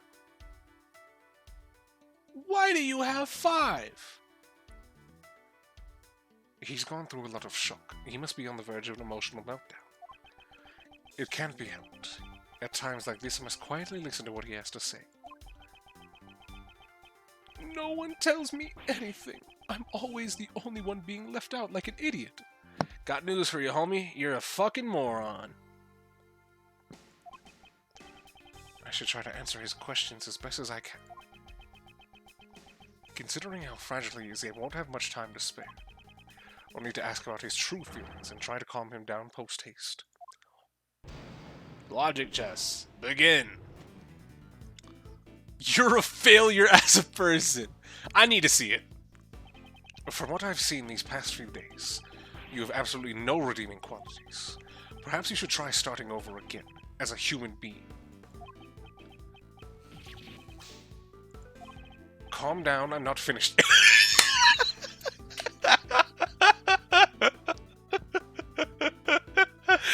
Dog, that was worth it. Okay, whatever the fucking penalty is for this, that was worth it. No way, I'm never gonna listen to you or anyone else again. I just said the one thing that I shouldn't have said.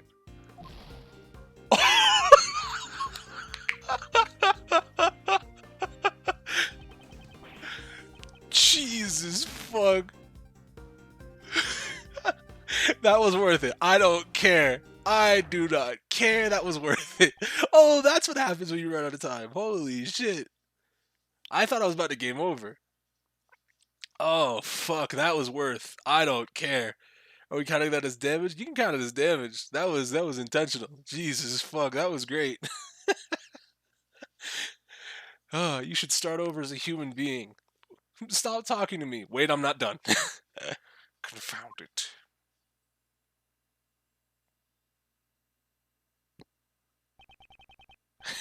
Jesus Christ. That was perfect. Now, let's try this again. Tell us what's on your mind, homie. Could you please tell me what's on your mind? I don't wanna.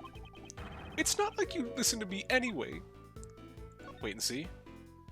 It looks like all of them are so... I assume any one of these wrong questions is just going to be a fucking insta-loss, right? Right, that's the only thing that makes sense. What's wrong? Normally you'd be shouting Okay, that's nice. right about now. Objection, hold it. Wait and see. You're serious? You're really gonna listen to what I have to say? I can understand the shock you went through after what happened with your father. It wasn't just Pops. This morning I lost everything. Oh, you poor baby. Dog, I need to create or like see who's all done the like all options for these because I need to see every single fucking mean option. Create a save state? Nah, I'm not doing that. Create a save state? What do you mean? I can create save states on my totally legal Nintendo 2DS? What? I can't do that. Everything I have was given to me by Pops. Tell me, Mr. Edgeworth, just what am I supposed to believe in? Don't believe in yourself, believe in the me that believes in you. Oh, don't believe in anything, just fucking die. Believe in yourself. If you can't believe in others, then at least believe in yourself. You'll need to gain experience on your own, but if you require wisdom, I can lend you a hand. Jesus fuck. It's just so the best thing is the fucking you're a worthless human being. You should try starting over again. Stop talking to me. No wait, I'm not done yet. Ever since I got locked up, I've been thinking, am I too inculpable to be a prosecutor? Incapable? Which one was it? You still haven't figured it out? Jesus Christ. Think about this from his view. Up until now, he thought he earned his placement. He heard the idiot comments but ignored them. The revelation that his father is evil and manufactured everything broke him. Yeah, I don't care. There's definitely the truth in what you're saying, Mario, but for a character like this, there's very little that leads me to being on the wayside of feeling bad for them. Had Sebastian at every point in turn realized that, oh, Edgeworth was helping me. Edgeworth was right the entire time. Edgeworth was like, it took 3 cases for Edgeworth being right for him to go, you know what? And one of those cases, his father was like, yeah, no, I made you, bitch. You really gonna walk away from me? And that was the end of that. Franzi defended her father until recently? Yeah, but there's a difference from defending your father and trying to help them evade a murder charge, right? She didn't even want to, when she first showed up in JFA, she was like, this isn't for my father, this is for my name. She wanted revenge on Phoenix for the tarnishing of the Von Karma name, not just fucking Manfred. She couldn't give two shits about Manfred. He was in denial that Blaze did it. Yeah, I mean, even still, I don't like the guy. Somebody fucking scraping something outside my window? I believe incapable is the word you're looking for. Judging your own ability is not an easy task. Sebastian, little by little, you are growing. Sebastian, would you tell me your side of the story? I understand. What should I talk about? Like if you could see the benefit of being under Justine gave him, like in his character growth throughout the game, leading up to the point of episode 4's climax, then I would have been like, yeah, I feel more sympathetic for him. But he doesn't learn, he doesn't take anything, he takes everything for granted, and I can't fuck with a character like that. He's just dumb. I understand. What should I talk about? He seems to have calmed down slightly. Alright, I'd like you to tell me everything you know about the kidnappers. Now then, tell me what you heard and saw. Why are you tied up in your own home? Why are you tied up in your own home of all places? That's what I'd like to know. I'm the victim here. How would I know? Let's just stop playing the victim, get some information. Dog, all these are great. I was really scared being locked up alone, you know. Did your doctors happen to say anything to you? I don't really get it, but one of them said, don't blame us, blame the owner of this house. Interesting. Isn't the owner Blaze the best? The owner of this house, wouldn't that be Blaze the best? Huh? Pops? Ah, I get it. Someone who hates Pops must have taken me hostage. No, considering the situation, that seems unlikely. The connection between Blaze and the kidnappers. This could be a useful clue.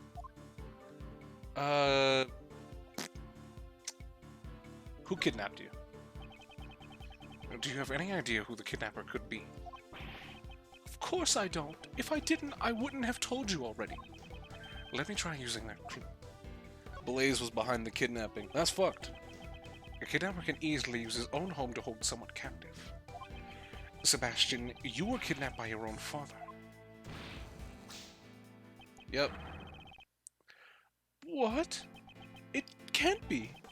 Was he going to kill me because I was a nuisance? We can only hope. Maybe. Maybe.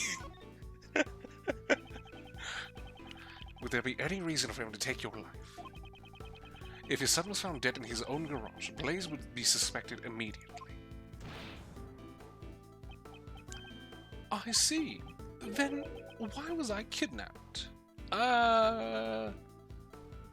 There was something else that he wanted to do? Kidnapping his own son. I'm pretty sure he wouldn't be after any ransom. There must be some other reason why Blaze ordered the kidnapping. This could be a useful clue. Do you know the kidnapper's objective? Do you know what the kidnapper's objective was? What are you saying? What else would a kidnapper want besides a ransom? Let me try using that clue. Blaze had another objective. Kidnapping his own son in order to demand a ransom wouldn't make much sense. By the way, I was wrong. It's over an hour until it's to be continued. Sorry. Oh, don't worry about it. I think I'm gonna stop after this fucking chess. Yeah, you're right. Did you notice anything strange when you got kidnapped? Oh, as soon as I answered their question, they just took me away. Oh, question, you say? What'd they ask? You sure didn't put up much of a fight. Dog, I need to see all of these dialogue options. They asked you a question. Tell me what they asked. Don't glare at me like that. I think they asked me, do you know Courtney? I see. The pieces of the puzzle are starting to fall into place. Blaze and the kidnappers did not intend to kidnap you. So does this mean that Blaze hired Shelly? It's possible, right? Because we still don't know who the kidnappers are, right? If Shelly is top responsible of it, then it doesn't make sense because he's working with people. That would lead him to be caught. And Shelly the killer hates everything about getting caught. But in the same effect, you don't want him to act alone, right? Their objective was John Marsh. They were planning to kidnap Judge Courtney's son. So, what would the end goal be here? I think the main thing, the thing that I was thinking about earlier, might be the truth. So if Patricia gets off, she gets put back in charge of the prison. Blaze gets arrested and sent to prison, and then he can live a cushy life out in the prison because he helped Patricia get back into her job. But would Patricia even want to go back to her job with fucking Dogan there? It doesn't make sense. Justine has a son, and Warden Roland gets declared not guilty. I suspect the kidnappers mistook you for John Marsh. All of this was just a mistake? Wait, maybe that's why back then. Huh? Did you just remember something? No, it's nothing. How about you just tell me? I'm useless anyways, just leave me alone already. This is bad. He might be at his emotional limit. I must get him to tell me what he remembered and try to calm him down as well. Based on how distressed Sebastian looks right now, it must have been quite traumatic. I need to help him get back on his feet. What do you remember? What did you remember just now? I didn't remember anything about that guy. About Pops? About Blaze? Would that guy happen to be Blaze? Darn it! Oh, so this is the difference between me and someone who earned his prosecutor title. I've been wanting to ask you, why did you become a prosecutor? What does it matter? I'm not fit to be a prosecutor anyways. It fits me quite well.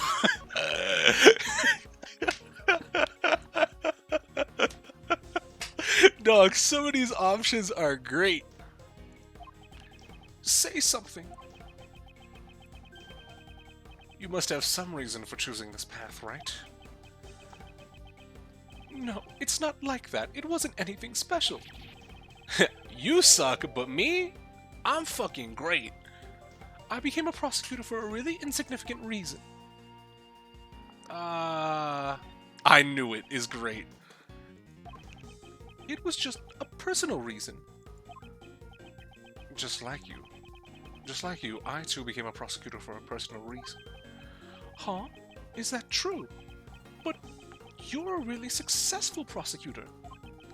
I'm sure that Pops, the PIC chairman, would have been more proud of you than me. You wanted your Pop's approval. I see. So you wanted your father's approval. Yeah, how'd that work out? Oh, I thought that if I became the best prosecutor, he'd be proud of me. That's why I just wanted to help out Pops as much as I could. Would you happen to be protecting your father? Oh, I don't have any reason to protect someone like him. You wanted to help him, though. Didn't you want to help out your father as much as you could? Got him. Just once. I only wanted to be useful to Pops just this once. That way, I could help him regain his reputation, you fucking moron. I think you mean reputation. You seem to be mixing up your words again. The word you're looking for is reputation. There's no way I'm just gonna defeat him by correcting his grammar. That's just stupid. Excuse me. Your father, who has strayed from his path, continues to add to his crimes. Even knowing that, do you truly want things to stay the way they are? But in that case, just what am I supposed to do? You should triumph over your father, who has treated you like a fool. You must stop Blaze before he commits another crime. I never thought of it that way. I want to triumph over Pops. Somehow it seems he's calmed down once again. And now's my chance to ask him about Blaze's secret. Alright? I will give Sebastian the courage to stand up to his father. Talk or I'll charge you as an accomplice. Jesus Christ. Was there some connection between your father and Patricia Rowland? I'm sorry, I don't really know. Every tiny bit helps. Can you remember anything at all?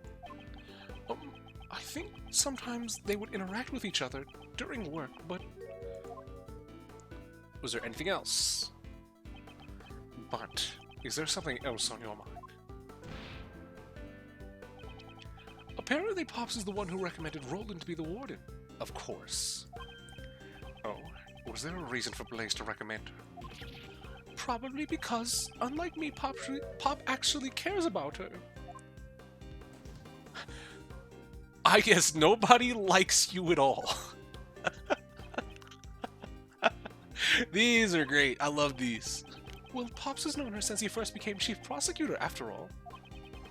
What was he like when the Chief Prosecutor? Pops was amazing. He'd look over every single piece of evidence that went through the prosecutor's office. He looked over every single piece of evidence. This could be a major clue. Where's the evidence for the trial, then? Where's the money, Lebowski? It seems that the evidence regarding Patricia Rowland never made it to trial. It's the duty of a prosecutor to watch over the evidence. Did you take care of it properly? That's not it. Just listen to what I have to say. Okay? Jesus Christ. You listen to what I have to say. I thought I would keep it in the safest place I knew. What have I done? He seems to have become unsettled again. I suppose I should lend him a hand. I suppose I should lend him a hand. What do you mean? Did you give the evidence to Blaze? The place you thought would be the safest, would that have been in Blaze the Best's hands? Damage. Oh, he told me that it would be safer if he took care of the evidence. I'm sorry, but he has betrayed your trust in the worst way possible. Pops, why would he want to hide the evidence? To leave the trial undecided. Yeah. Blaze's objective was to have Warden Roland found not guilty by obscuring the truth. Sebastian, you were used by your father. Don't cry. It's possible that Blaze the Best has the evidence with him. Furthermore, we still have no idea where John is. I must return to my investigation post-haste, however. This is all my fault. What am I gonna do now? Seeing him like this, I just can't leave him be. We definitely can, Edgeworth. Pack it up, let's move. He's still suffering in the gap between his ideal and reality. He will never move on until he figures out how to live on his own life. Or how to live his own life. Fuck, let's just leave, man. Come on. Sebastian is about to face his greatest trial. Perhaps this is fate. I shall give him the push forward that he needs. Will you walk the same path as your father, I guess? Will you continue to ignore the truth, just like your father? Please, stop it already. Oops, maybe not. I don't want your putty. Just leave me alone. You mean pity, but okay. I believe you mean pity. Is this gonna be it? Okay, the music didn't stop, so I assume we have a little more questions. Okay. Whew. So the Queen gets defeated by actually getting him to realize himself. Oh, really? I also have my own reasons for wanting to speak with you. There was a time when I too did not seek the truth and continued to run away from it. However, thanks to a certain friend, I was able to realize my mistake. That's nice. You're lucky, Mr. Edgeworth. I don't have anyone like that. You may be right about that. Oh, great. If you have the courage to stand up, I will show you the way. What? Only if you have the will for it. I don't want to be like Pops. So, he wants to surpass his own father. I understand his feelings clearly Will you continue to be a prosecutor? now. Do you still intend to continue as a prosecutor? I don't really know. It's not like I became a prosecutor on my own. Because of that, do I even have the right to continue being a prosecutor? I mean, that's your choice, homie. Of course not. Decide that for yourself. Whether or not you continue as a prosecutor is something you must decide for yourself. Only you can determine your path in life. I don't want to stop being a prosecutor. Because if I give up now, I know I'm going to regret it for the rest of my life. So he wants to continue to live as a prosecutor. I shall keep his will in mind. Sebastian says that he wants to surpass his father and continue to be a prosecutor. In other words, he wants to be a different prosecutor from his father. It's the first answer he's arrived at on his own. I'm sure if he has the will, he'll find his way. So, what you gonna do now, homie? What do you plan to do from here on? First, I'm returning this red jacket. I'm not fit to wear it. What? Clothes fake the man. I think that's what Pops used to say. Make the man. He knew all along I was a fake. It's clothes make the man. It's not fake. The saying is clothes make the man. You are what you wear. Thank you, Mr. Edgeworth. I've learned something new yet again. It would look much better on me. I already got the red jacket on. As me. This is my red jacket. I don't need this bum's clothes. Yes, all you have to do now is become a prosecutor who is fit to wear that jacket. Yeah, I'll do my best. That way no one will ever make fun of me again. You will always be made fun of. You're getting too full of yourself. Jesus Christ. But how can I get people to accept me? What do I do? I don't know what to do. For goodness' sake, don't you remember your own words? Perhaps his own will can show him the way. You don't want to be like your father. As a prosecutor, didn't you want to walk a different path from your father? Certainly, the path you have chosen is not an easy one. Nevertheless, you still chose to live as a prosecutor. In that case, it should be clear what you need to do. Queen defeats queen. Checkmate. I still question how I live my life to this day. But you, Sebastian, have found your own answer. So believe in yourself, Prosecutor the Best. Don't cry. He was mistaken for John and kidnapped by Blaise's underlings. And after his father stole his evidence, he lost his confidence as a prosecutor. The emotions he is going through right now must be more painful than anything I could imagine. You know, good duck, you're just like your father. It's taken longer than I thought, but with that, it's checkmate. Oh, and you get HP back for completing a logic chest. That's cool. Didn't know that. Impact! Now beat his ass!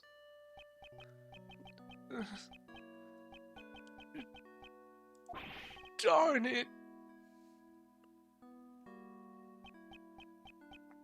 Let it out, idiot.